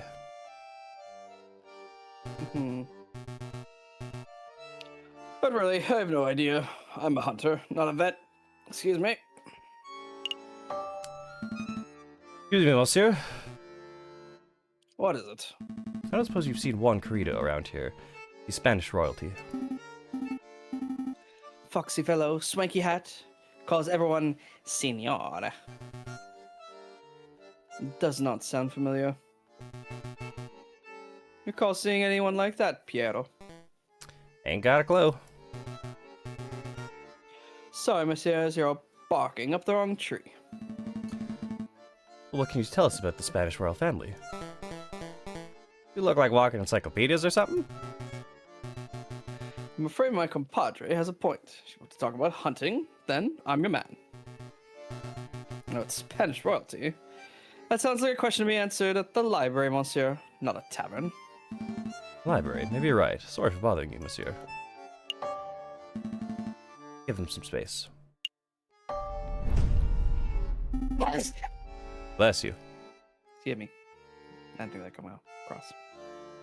Are we ready to hit the road? Yep, let's go. Yep, let's make a move. This is day 5. Occasionally, cinematic scenes marked with an exclamation mark will pop up on the map screen. Cinematic scenes are only available for 1 day before disappearing, but they will take no time to visit. Viewing is entirely optional. Oh, they loop.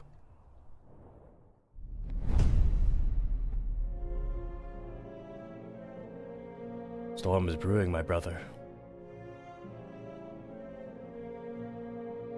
Word of the royal assassination attempt has spread. Proletariats grow confident, the bourgeois are cowering. Won't be long before we have rioting. And then, revolution.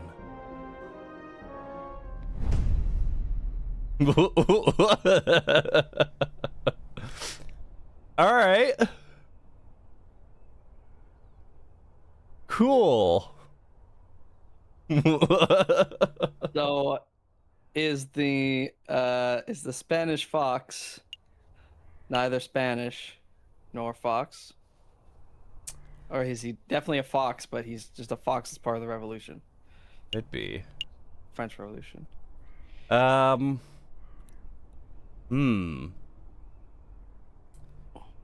2 days.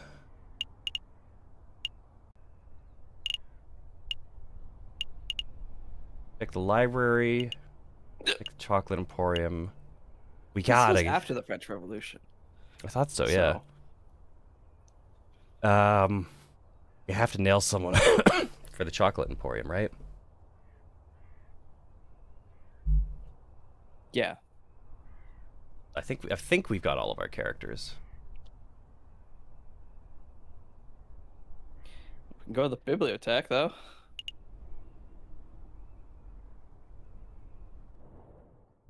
Go to the library. Maybe we can find what the Prince of Spain's like actual name or whatever, and turns out that yeah, he's not really Prince of Spain. Here for a little light reading, are we? Not quite, Sparrowson. I'm following the hunting beagle's advice. Don't eat poison pork.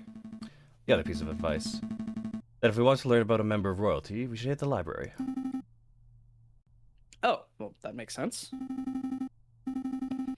Say, Falcon, I've been meaning to ask, since we're in a library and all, are you a classic literature fan, or do you prefer more modern works? Readings for squares again. Well, we've only heard of Don Quixote. We haven't read it, so we enjoy modern works, right? Okay, but what do you think? What do I think? Bought a pretty dense sci-fi novel the other day. Went to the bookstore, picked it up.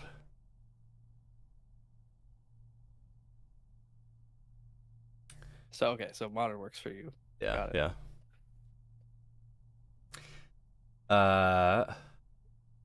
What do you read? Do you read? Yeah, right now I'm into lit RPGs. They're Ah. pretty funny. The one I'm listening to right now is the Bee Dungeon. The Bee Dungeon. Yeah, so it's in a fantasy world that has like a magic system that's very like gamified, but the people in that world don't know what video games are or anything like that. They don't know that they're living in like that kind of a world. And there's no characters that are like from our modern age. So to them, that's just how the world works. Right. And so a peasant farmer who's a beekeeper, his village gets raided and burned down, and he dies. And one of his bees was a magic bee, and saves him from his like final breath. And he wakes up in what they call the towers, which are, you know, these very dungeon-esque magical towers spread throughout the world that protects the world from the great darkness, evil stuff. And normally, the people who take the towers are like the lords. So the lords like send their sons to go claim the towers and things like that. And the people that were burning down the village was actually the lord's son, because he knew that a tower would spawn soon, so he was trying to claim the tower, but the village was there. So so it ends up that the peasant becomes the tower keeper, and the tower is speaking to him. It's like, please choose a starting monster. Please choose a starting room. Like, and he's like, what is going on? Like, I'm a peasant. I shouldn't be doing the Lord. This is the Lord's work. I shouldn't be doing this. Like, oh my God, I fucked up. The gods are mad at me. I'm going to get punished. Like, he's like freaking out, all these things. But then he just kind of has to like figure it out. He's like, it's like monsters available, skeletons, zombies, bees. He's like, I choose bees. And so his dungeon becomes a dungeon of bees. Oh. Because that's all he knows. He knows beekeeping. That's what he did as a peasant. And it's just a hilarious story. And at some point, the bees become like stronger and more powerful, and they become like semi-intelligent.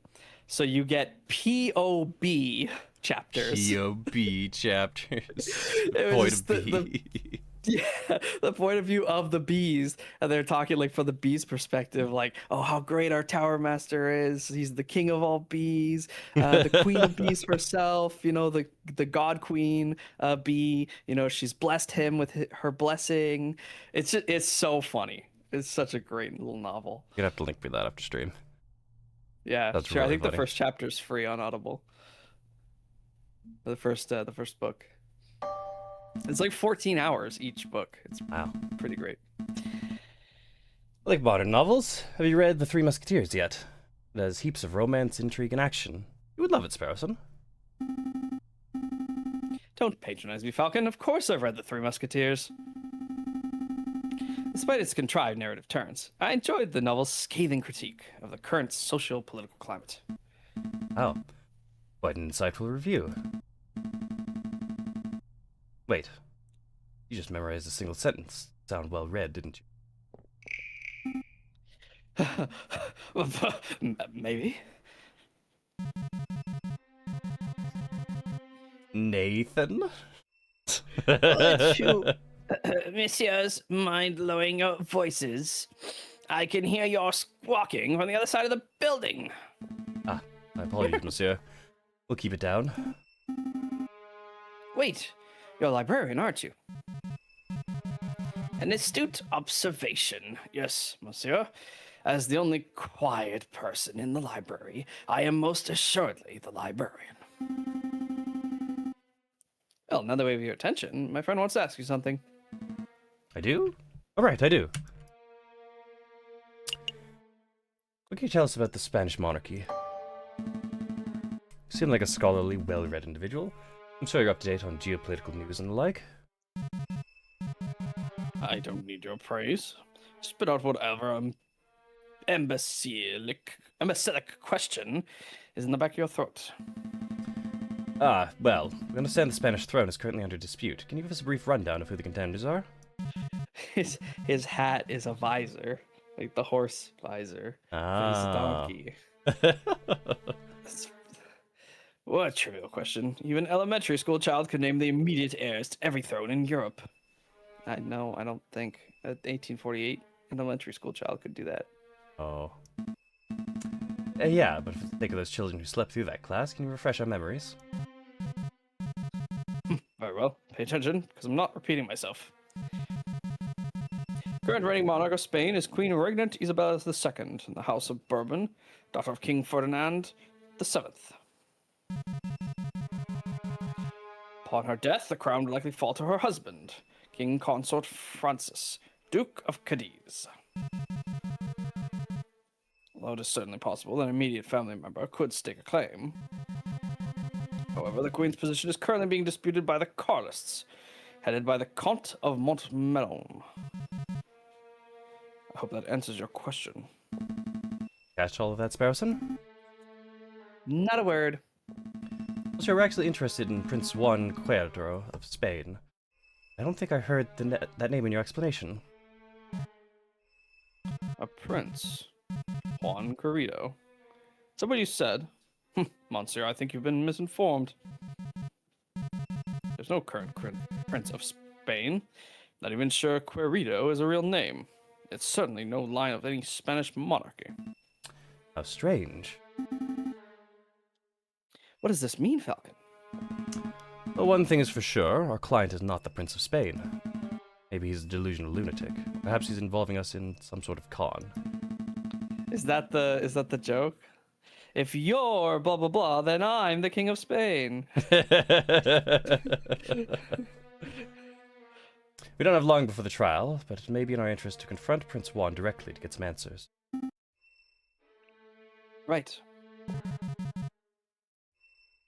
Are you quite done chit-chattering? Can you tell us about Don Quixote? I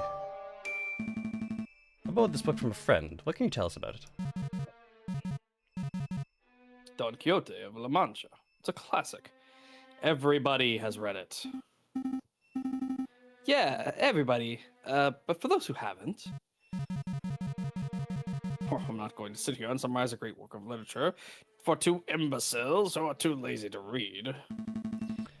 No, but I expect you to, monsieur, but what can you tell us about the physical book itself? This particular book didn't come from any library, if that's what you're asking. See, there's no library stamp or card. I assume it was acquired from a bookshop. French bookshop, if the French translation and publishing information wasn't a giveaway. See, thank you. Too many other questions, or can I get back to work? That's all. Au revoir, monsieur. I think we're done here. Thank you for your time. Then I bid you good day. can you believe it's been 600 years almost 600 years since the invention of the printing press. Oh my god. Remember it like it was yesterday.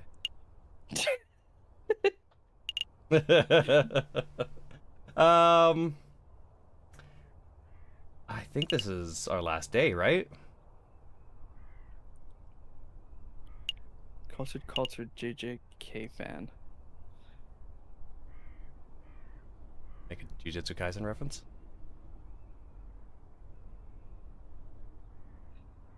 Is that I haven't seen Jujutsu Kaisen, so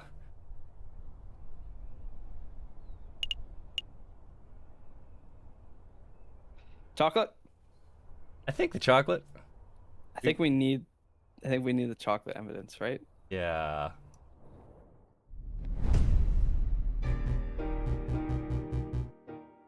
Welcome back, messieurs. I finally decided to sample my fine chocolate. Or perhaps you've just returned to ask more questions. Just the questions today, I'm afraid. Could the chocolate have been poisoned? I mean, we've got monkshood poisoning, right? I guess he's not going to say that he poisoned the chocolate, but it's more about could chocolate be poisonous to people? Like, do they know about chocolate allergies? Yeah. That's nicely. There's a chance your product could have been contaminated. Absolutely not, monsieur. I stand by my claim that my chocolate is the finest in all of Paris. I go to great lengths to ensure that the highest quality is ensured. Any contaminations would be terrible for business, you understand. I see. Something else you messieurs wanted to ask. About this chocolate. We've got Juan Cuadro, Major Howell, Start with Major Howell. Catherine Reese. Have you ever served a member of the Royal Guard by the name of Major Howell? No, monsieur. Are you sure? Yes, monsieur. I've served many soldiers. Don't recall seeing a major here in recent memory. What does that mean, Falcon? Have we lost our lead? Not necessarily. It just means that Major Howell didn't buy the chocolate that may have killed him. Still a possibility that someone bought the chocolate for him. That's our lead. That's who we want to find. I see. I did once serve a high-ranking officer of the British Army who was on his way to Zimbabwe. If you want to hear the story. No, we don't want to hear that story. Probably Singh. Because Singh has access to monkshood, Wolfsbane. And if Singh bought the chocolate, then Singh could have poisoned the Major. It's the only link we have to some kind of poison that tracks with the... I guess so. What the skunk guy, or is he a skunk? Porcupine? Porcupine. Guy. I mean, we're just believing him that he says he was out of the country until today. Yeah. But you know, I guess let's try Sing first because. You ever served a flowers-selling swan named Catherine Murray Singh? No, monsieur. What are you thinking, Falcon? Not sure, to be perfectly honest. If you were the chocolate fiend, then our investigation would have become much simpler. And she's not.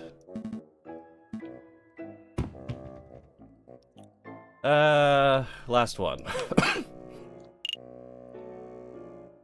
Not Mouse. Not Howl. Not Sing. You want to try Juan, but that's not his name. That's not his real name, right? Yeah. That wouldn't help us. I don't think we're gonna get much out of this then. An arrogant ass. Arrogant ass, truly. Prosecutor? Prosecutor, as a prosecutor ever did. I mean, if it goes down the line of has he ever yes, he was poisoned by chocolate, then we have to rule out that it was the prince. It was Juan, right? Even if we don't know his real name. Ever served one Quadro of one Corrido? Is it Corrido? Querido. Ever served one Corrido, the Prince of Spain? Prince of Spain? No, monsieur. Oh, that's good to hear. My clue would have turned into a dead end if our own client turned out to be the chocolate fiend. I did once serve a prince from Mali, if that's of any help. You see, I met the girl while... Princess from Mali. I met the girl while hiking through the Himalayas. Please stop. It's just, I'm growing tired. Okay.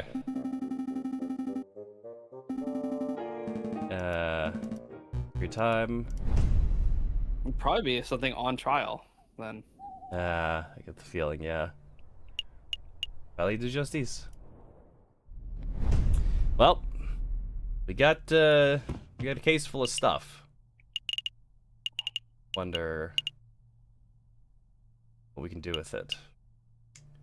We're gonna have to prove that it was what's it called? It was not the rose, Yeah. I think. Uh, Although I'm almost certain that the true story is that the fox is working with those wolves and was actually trying to assassinate the king. just incidentally, it was foiled. Are you feeling nervous, Falcon? Yes. Of course I'm nervous. What have you learned about Prince Juan? What do you know about the real murderer? Nothing. Easy there, Falcon. We could do this.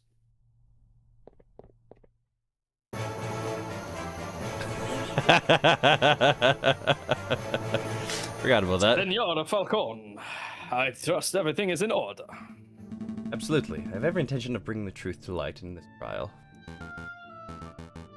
Ah, such confidence. That's magnificent to see. And bringing the truth to light, you say. An admirable goal. No more jousting at imaginary giants. All you, cease your yammering. The door's opening. Here we go. Buena suerte, Senor Falcon. We will.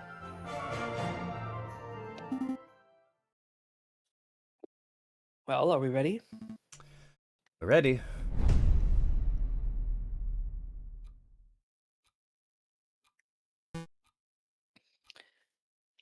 JJ, Severin, nervous? why would I be nervous? I'm not nervous. I'm as calm as a cuckoo. You're the nervous one. This whole courtroom is nervous. Whoa, cool your feathers, Falcon. Terrible. You can't even maintain a stoic facade. I thought this trial would be the perfect opportunity for you to redeem your previous embarrassments. Now this is how you act before the trial has even started. Pompous-tailed, posture perfect. Oh! New judge. What's the judge hat? Oh. Order, order. Let's all settle down. The court is now in session. Psst, Falcon. What is it? Is it me? Or does the primary judge look hairier today? It's a different judge to the one who resided over Dame Catalina's trial, you doofus. Oh, still, it's a little strange, isn't it? Not really. Not That's a really. little strange. There are a dozen judges in Paris alone. It only makes sense that we see different ones in different cases. Excuse me, Your Honor. I was under the impression that Judge Maxime would be presiding over this case. Where is he? Judge Maxime has gone on temporary sick leave due to a terrible accident with a flight of stairs. Rest assured, assessors, prosecutors, defense, and members of the jury, that I am more than qualified to fill his shoes. Without further ado, let's get this show underway. Judge Romulus. I know. Is the trial of Prince Juan Corrido, who stands accused of murdering Major Howell and of conspiring to murder the king himself. Roll call. The defense is present and ready, Your Honor. The prosecution is ready, Your Honor. Good, very good. I expect this to be a nice, speedy trial. I don't want to see this dragged out by technicalities and bureaucracy. Well said, Your Honor. I expect that once the court sees the overwhelming evidence, this trial will be over in 5 minutes. 5 minutes? Just messing with your head, Falcon. Keep it together. We're all on the same page. Excellent. Prosecutor, please call your first witness to the stand. Very well. I call the police officer who investigated the crime scene. I call upon Inspector Horst Voretti. Step up to the stand, Inspector, and recite the oath. Justy. I swear to speak without hatred and without fear, to tell the whole truth, nothing but the truth. Please recite your name and occupation for the court record. My name is Inspector Giusti Valenti. I'm a servant of the law, a scourge of the Gutterets. I will do, Inspector. I've heard your monologue before. Whoa, Kukuriko is really going for a speed record, isn't he? Now, can you tell us what you witnessed on the morning of the 7th of January? Of course. 10 o'clock in the morning, I was called to the Louvre's Grand Gallery with one of the King's Royal Guards. Did you just say, oh, cluck?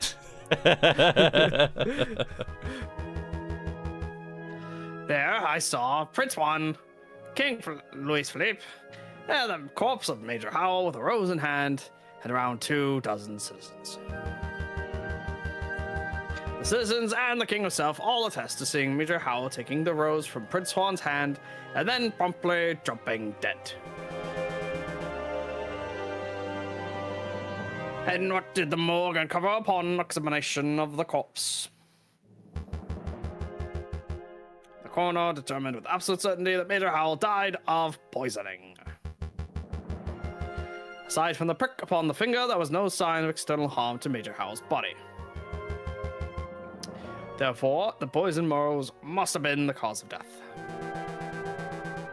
Putting the pieces together, this does seem very implicative of the prince. I have no questions. Damn.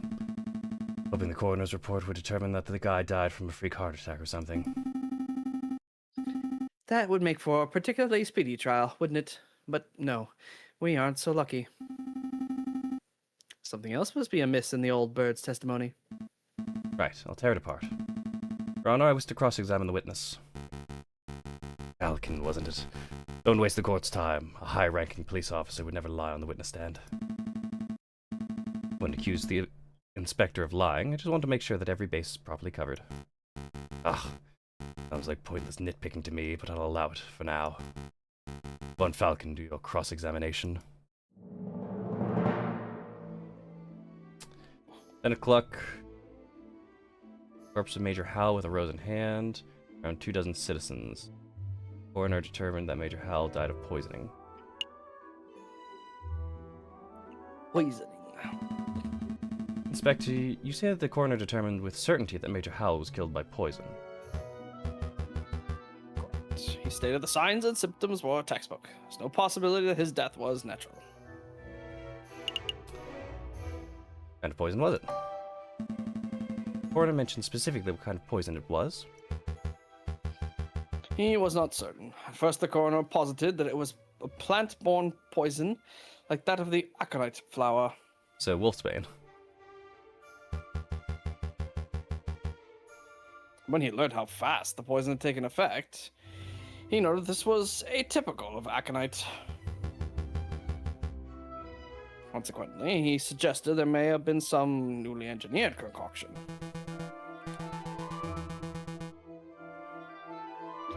A newly engineered poison, you say? Well, it only reaffirms that this was a very deliberate assassination attempt. Indeed. Another question about the poison. Yes.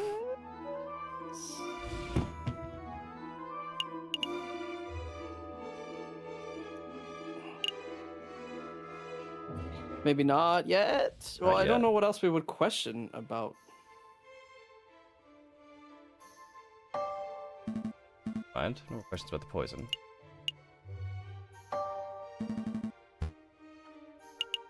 How was Major Howell poisoned? How exactly was Major Howell poisoned? What was the delivery mechanism? His finger was pricked by the poison rose. He even commented out loud about it, seconds before dying.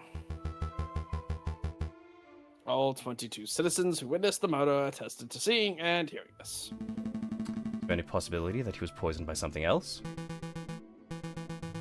What an absurd thing to ask, JJ. You just heard that 22 people saw the victim prick his finger and die.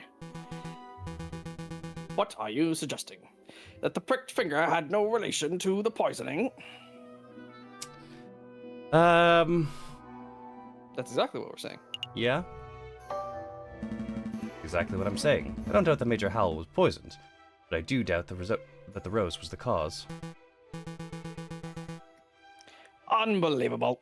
Only a total buffoon would fail to draw the blatant link between that was there.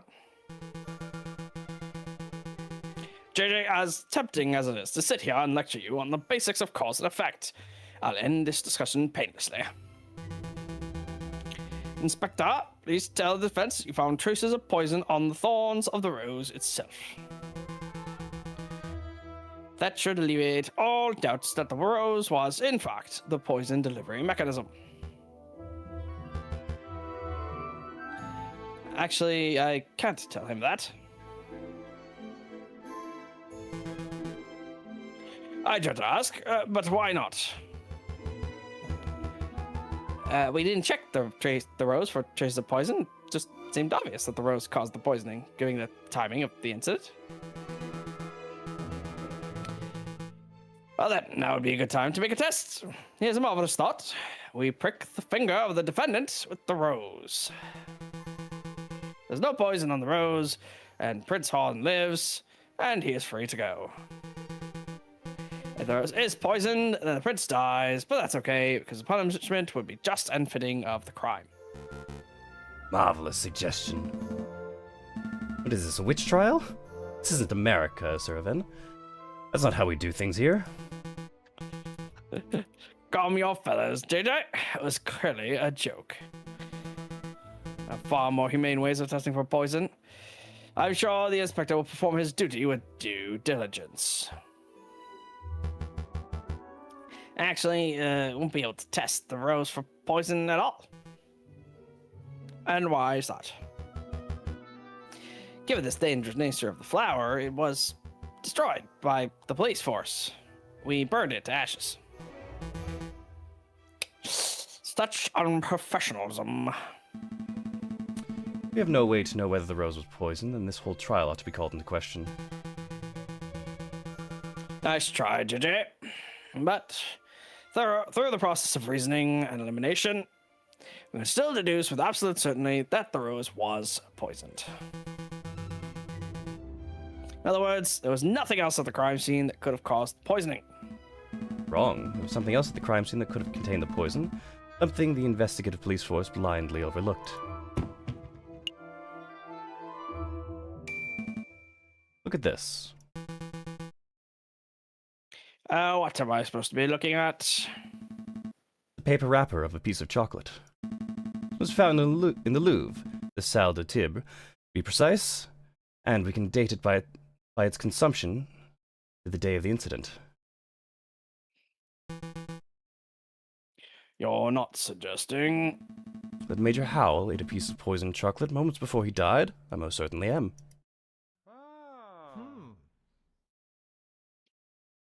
Gained a little favor with the jury. Did you see this wrapper at the crime scene for yourself, Inspector? These voices does not have the time nor resources to trawl every piece of trash at every crime scene, I'm afraid. In other words, you overlooked it. So astounding unprofessionalism. The prosecution is right to be disgusted. What a disgraceful display, Inspector. I offer my apologies, Your Honor. I don't want your apologies. I want you to do your damn job properly. Get off the witness podium before I kick you off myself. As you wish. I'll take my leave. Until next time, messieurs. So let me get this straight. This chocolate wrapper was found at the crime scene. Correct. And you have reason to believe that it was consumed on the day of the incident. I do. I have an expert food tasting witness who is willing to testify if need be. You have a foodie witness? I don't recall anyone like that. What on earth are you talking about, Falcon? Oh, I see. Do you know for certain that Major Howell consumed this chocolate? Well, that is a fact we're still investigating. I see. And do you have any evidence that this chocolate was in fact poisoned? Again, that is something that may require a little more time to definitively prove. So then, in actuality, you do not have evidence that Major Howell consumed some poisoned chocolate. Instead, you have a solitary piece of rubbish that you pluck straight out of the gutter. That's weak, even for you, JJ. Let's move things along. I have another witness I'd like to summon. He's a man who claims to have all the excellent view of the people going in and out of the Louvre at the time of the incident. I call upon Monsieur Toussaint Kingley. Toussaint Kingley. Will the witness please approach the stand and recite the oath? Ah. It's Kingfisher. Hello. Alright, the oath. Way to speak without hatred and without fear, tell the whole truth, nothing but the truth. Please state your full name and occupation for the court record. My name is Toussaint Kingley. I am a person who fishes. A person who fishes? So you are a fisherman? Oh, is that how it is? I thought the French justice system was better than this. I beg your pardon. Here comes Toussaint Kingley, the kingfisher. Clearly he must be a fisherman, because didn't you hear, all kingfishers are fishermen. Well, you certainly are carrying a fishing rod. And, if I had not carry a fishing rod, reel and bait without being branded a fisherman? Look, the prosecutor's carrying a riding crop. Clearly he must be a horse jockey. Oh, for pity's sake, fine. We can list your occupation as person who fishes and not fisherman. Thank you. Actually, why do you carry a riding crop, Sir Evan? I've never seen you ride a horse. I don't know, JJ. Why do you, 30-something-year-old with no health problems, carry a cane? This is veering quite far off course. Could the prosecution please get back to his questions? Of course, Your Honor. Monsieur Kingley, is it true that you were nearby the Louvre at the time of the incident? Yes, I was sitting upon a railing at the Pont d'Art. Pont d'Art. That's the new bridge. It's just a stone throws from the Louvre south entrance, correct? That's right. And what were you doing at the time of the incident? I was fishing. Kingfishers, am I right, Falcon? So you would have had plenty of opportunity to see the people who entered and exited the palace. Can you tell us who you saw?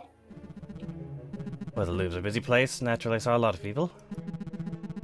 But at 9 a.m., I saw the king, Louis Philippe himself, enter the building. He was surrounded by his entourage, of course. And around 9:30, I saw this shifty-looking fox looking around the entrance. Your Honor, I Oh, sorry. Your Honor, I object to the witness's use of the term shifty-looking. The vague and biased description. Oh, really? He looks super shifty. I'm rubbing his paws and cackling gleefully. And then I saw him take out a rose and carefully rub the stem. Rub the stem of a rose, you say? As if you were applying something to the flower, perhaps? Well, monsieur, I really shouldn't speculate. Of course. It was wrong of me to ask such a leading question. But yeah, it definitely looked like he was putting some sort of powder on the stem. Wow. Even I wasn't expecting such a bold admission. Members of the court, it sounds like what we have here is a direct witnessing of the defendant readying the murder weapon. The defense claims that the rose was never poisoned, and yet here we have a man who saw the poison with his own very eyes. But his own eyes. I smell perjury. You do? No question. You saw a shifting-looking criminal readying poison and cackling to see the crime. It's not believable at all.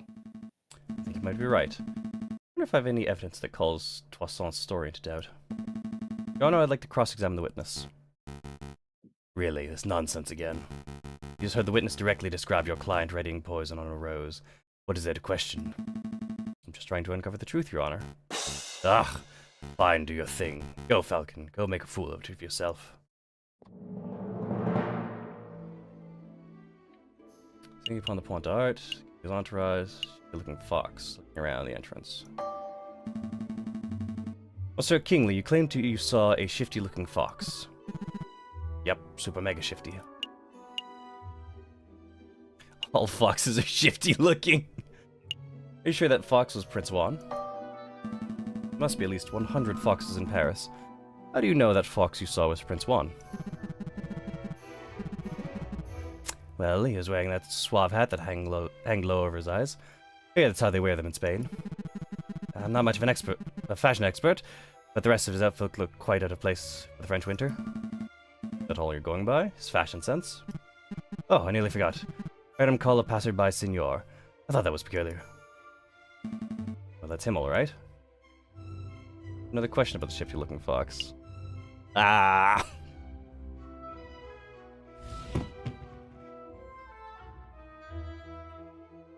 How do we lead him to book? Yes?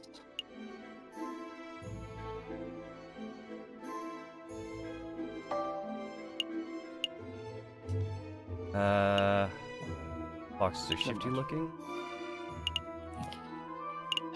That's what I meant. They're racist.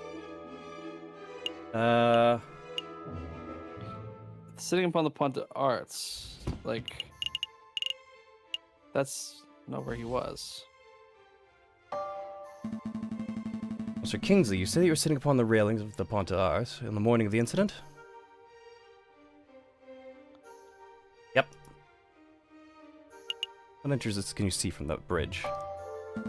Mr. Kingsley, you had a good view of the Louvre South entrance, didn't you? Yep, that's the Pont d'Arts. It's a great vantage for seeing the Grand Gallery south side. But the other entrances? The other entrances? You mean like if you were entering from the Tuileries de Gardens or the Palace de Carousel? No, I couldn't possibly see those areas from the bridge. Of course, it isn't relevant.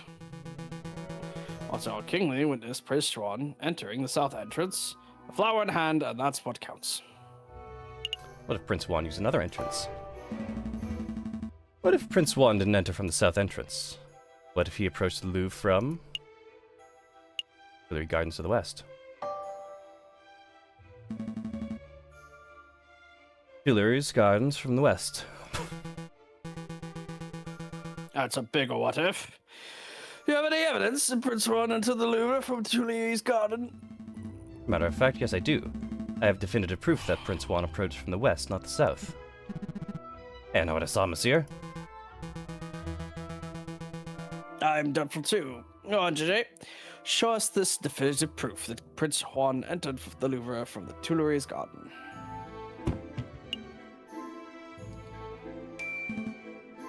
Look at this. A book page.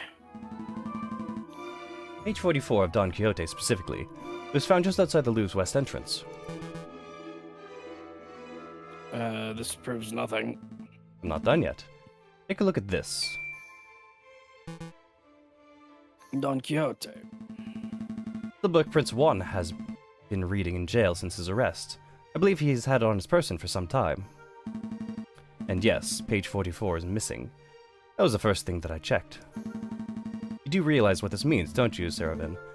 The defendant was present in Tuileries Gardens prior to entering the Louvre.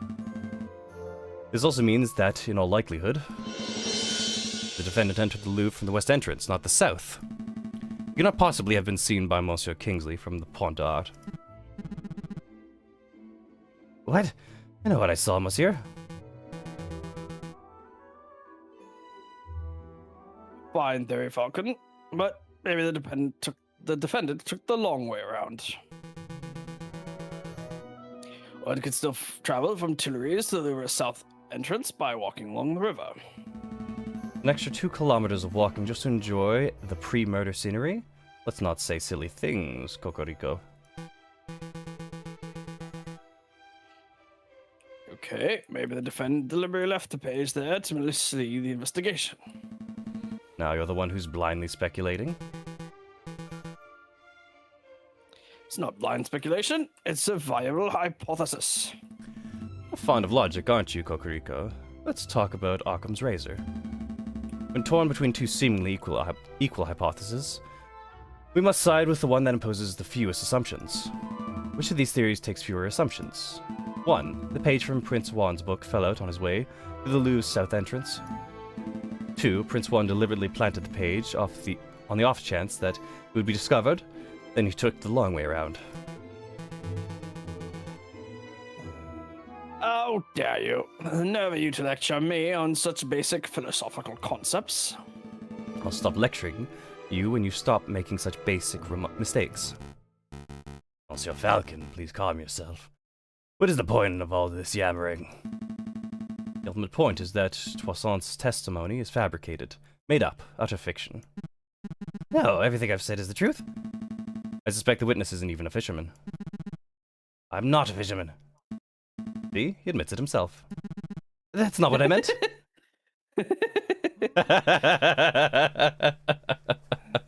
It's funny.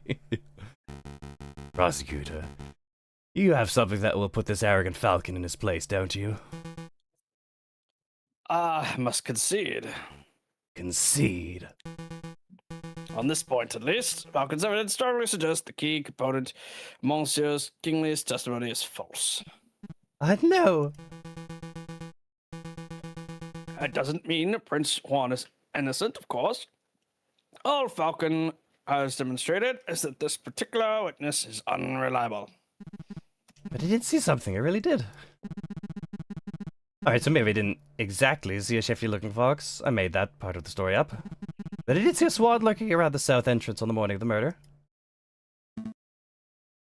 Swan. You shut up, witness. Your word is mud at this point. How can we possibly trust anything you have to say? Your Honor? Judge Romulus? We're out of time. We're 10 minutes overdue to start on the hare versus tortoise trial. The hare v tortoise trial? Is that so? That late already. Curses. I was hoping we could have the case wrapped up in a single trial session. It's a shame. Ultimately, an accurate sentencing is always preferable to a speedy sentencing. Yes, all right. I don't need to hear your moralizing. Court will resume this Friday. 21st of January at 9 o'clock. Don't be late. Prosecutor, do your damn job. Get this stupid fox a conviction already. I will do my best to ensure that justice is served, Your Honor. A lot came up in that trial, huh? Yeah, no doubt about that. But something's bothering me. Why would that fisherman guy, Monster Kingsley, lie on the witness stand? Maybe he likes attention, maybe he was coerced. What do you think? I mean, more likely he was coerced, right? Yeah. Helps our case more if he was coerced. Well, it's possible that he was coerced or bribed. That's just what I was thinking. Maybe the real murderer threatened the fisherman into making up a story about Prince Juan. Keep an open mind. Anything is possible at this stage. But to be perfectly honest, something else is bothering me about that trial. About the trial. Prince Juan, Judge Romulus, Mademoiselle Singh. I mean, gotta be Singh, right? Romulus is weird. But it's like, maybe that's just being biased on that one cutscene that we saw.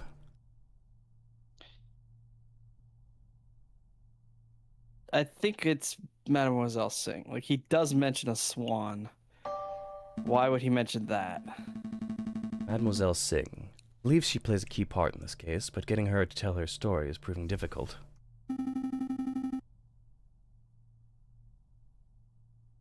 Surely you don't think that she's the real murderer.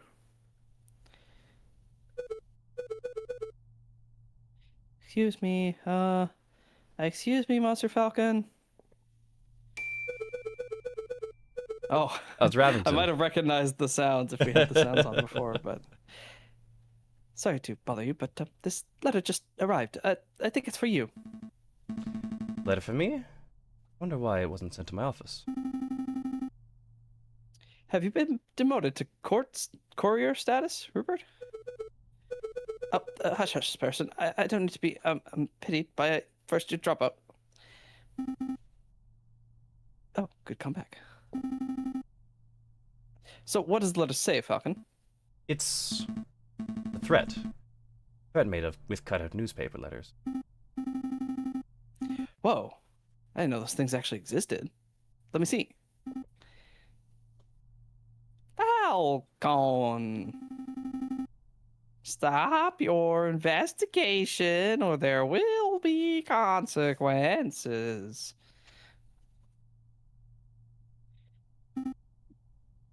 Scary. No question that this letter originated from Major Howell's murder. He or she must be aware that we're getting close to uncovering the truth. Sounds about right. Well, why would a person write with cut-out newspaper letters like this? Asking one's handwriting would be the most common reason. I can't help but wonder why they would bother, since we don't have any handwriting samples to compare it to. We're still going ahead with our investigation, though, right? Absolutely. Nope. Oh, yes, absolutely. If the lawyer were deterred every time they received a threatening letter, they would never get any work done. Besides, with only 3 days before the next trial session, you can't afford to worry about petty things like this.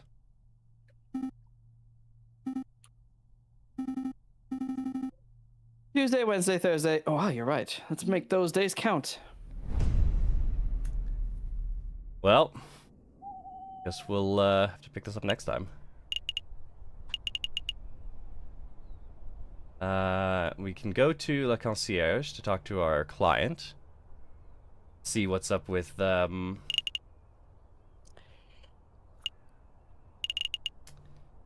being not actual Spanish royalty. But aside from that, what else do we have?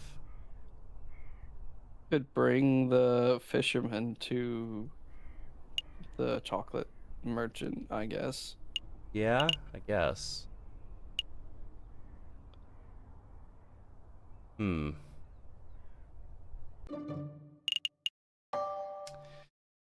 well. We'll have to find out what exactly is happening next time. Um, yeah, that'll be all for Aviary Attorney today. I like this. This is a very good mystery. Having a lot of fun. It's a shame we did waste 2 days, basically. We didn't really waste 2 days, but we did, get not a lot done. I wonder if there is a method by which, you go to exactly the right places and get, just get, like, free days to gamble.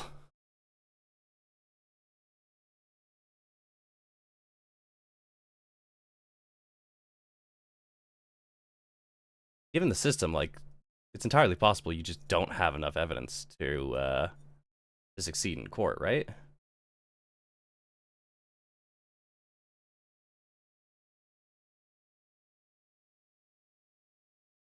I wonder how the actual systems work.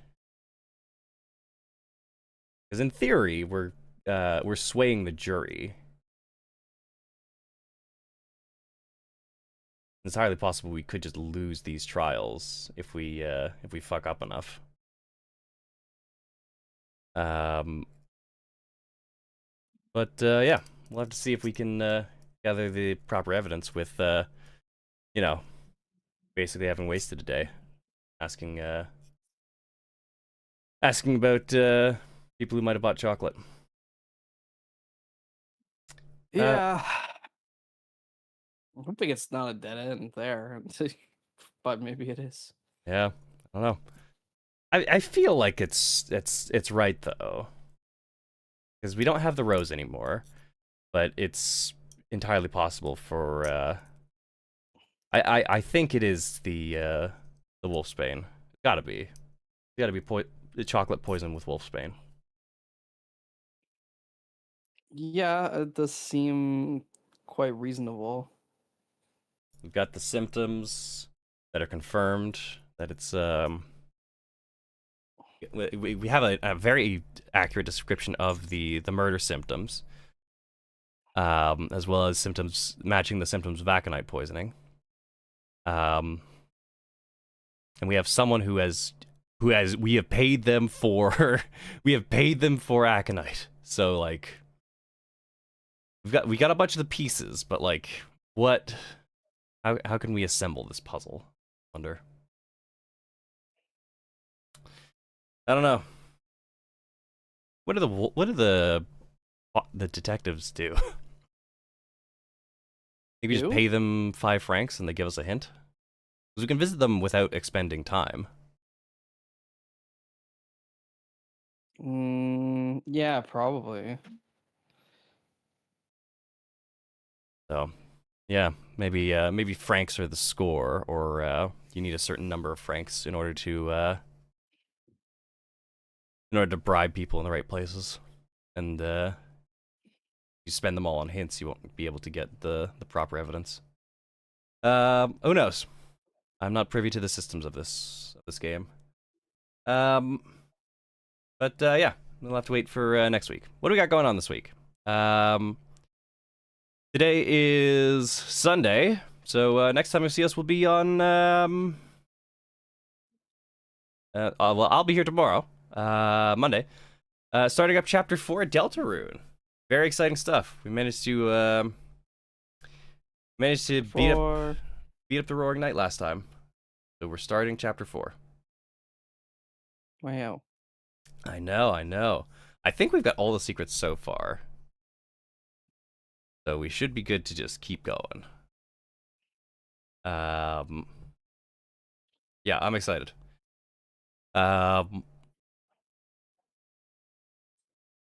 Tuesday, me and you are both going to be here playing some more Metal Gear Solid 3 and Metal Gear Solid Delta. Yeah, it's still not the third letter of the Greek alphabet, though. Well, that's okay, because 3 is not the third Metal Gear game. It's the fifth? So it's like the 5th Metal Gear game. Yeah. So it's not even the fourth Metal Gear game. If it was the fourth Metal Gear game, it would at least make sense. Yeah, we got a whole bunch of mountain climbing to do, I guess. Oh boy, is Much that what more. what's happening next? Yeah, because we got to go to another facility because we found the that one guy who's fucking drinking himself into a stupor in the basement. He said there was an elevator. Yeah, but is an elevator to get out of the basement, not an elevator to get all the way to the other base. We're definitely gonna have to go back to the wilderness. Oh yeah, I guess so. That would only track. Plus there's that one dude who who sprinted off into the wilderness to hunt us down. So he's definitely gonna be our next boss fight. Um, but yeah, Metal Gear on Tuesday. Friday, I'm gonna be back here hanging out, starting up Batman Arkham Knight again. We got some DLC to check out, and finally see what the Nightfall protocol is. I don't know. Had a lot of build up though. Yeah, Very scary sounding. yeah, something. Well, the world knows that Batman is Bruce Wayne. So we've wrapping up everything in Gotham, and now we're supposedly ready to activate whatever the Nightfall protocol is. We'll see. We'll see. But yeah, Friday, more Batman, and then swing back here next week as we continue our investigation to the murder of Major Howell back in Aviary Attorney.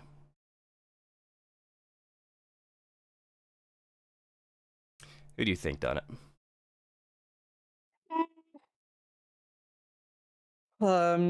It's a great question. I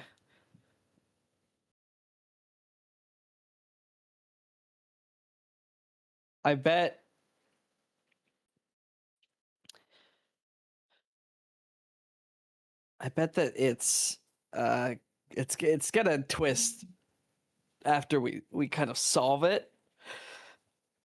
So I think there'll be two answers, right? It's like one is like who actually did it, and then who can we prove that did it? Hmm. So I think we'll be able to prove the chocolates and maybe even the swan, like the swan and the dog together, and so she like gave her husband or boyfriend or whatever the chocolate. Hmm. Uh, but then again, we talked to the alpha and he said that it wasn't the swan didn't buy anything. So Yeah, who did we ask about? We This- asked about the frog. We know that that was a joke answer. We asked about the mouse. We asked about.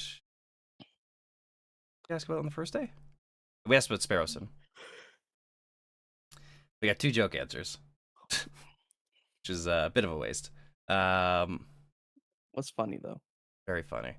Yeah, we only asked about the mouse on the first day, and then the second day we asked about Prince Juan. We asked about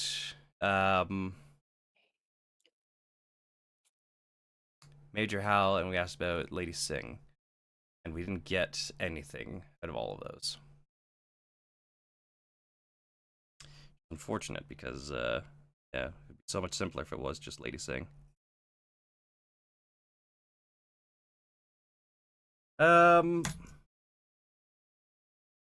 But yeah, that'll be all for today. Thanks for hanging out. If indeed you're still here, fucking see ya.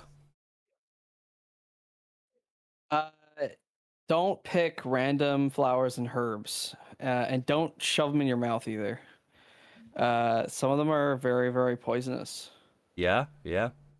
They and pretty good philosophy to live by. even things that look really delicious, like berries, like the bird berries or whatever they're actually called.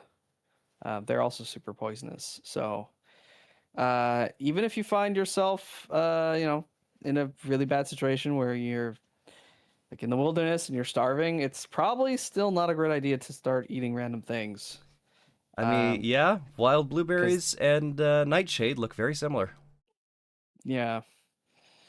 So better to go hungry for a little bit. Water, of course, is your big priority, but that can be not poisonous, but dirty and infected as well. So you have to be really careful with that. Or embrace Nurgle. Just fucking offhanded embrace the Plague Father. Bye.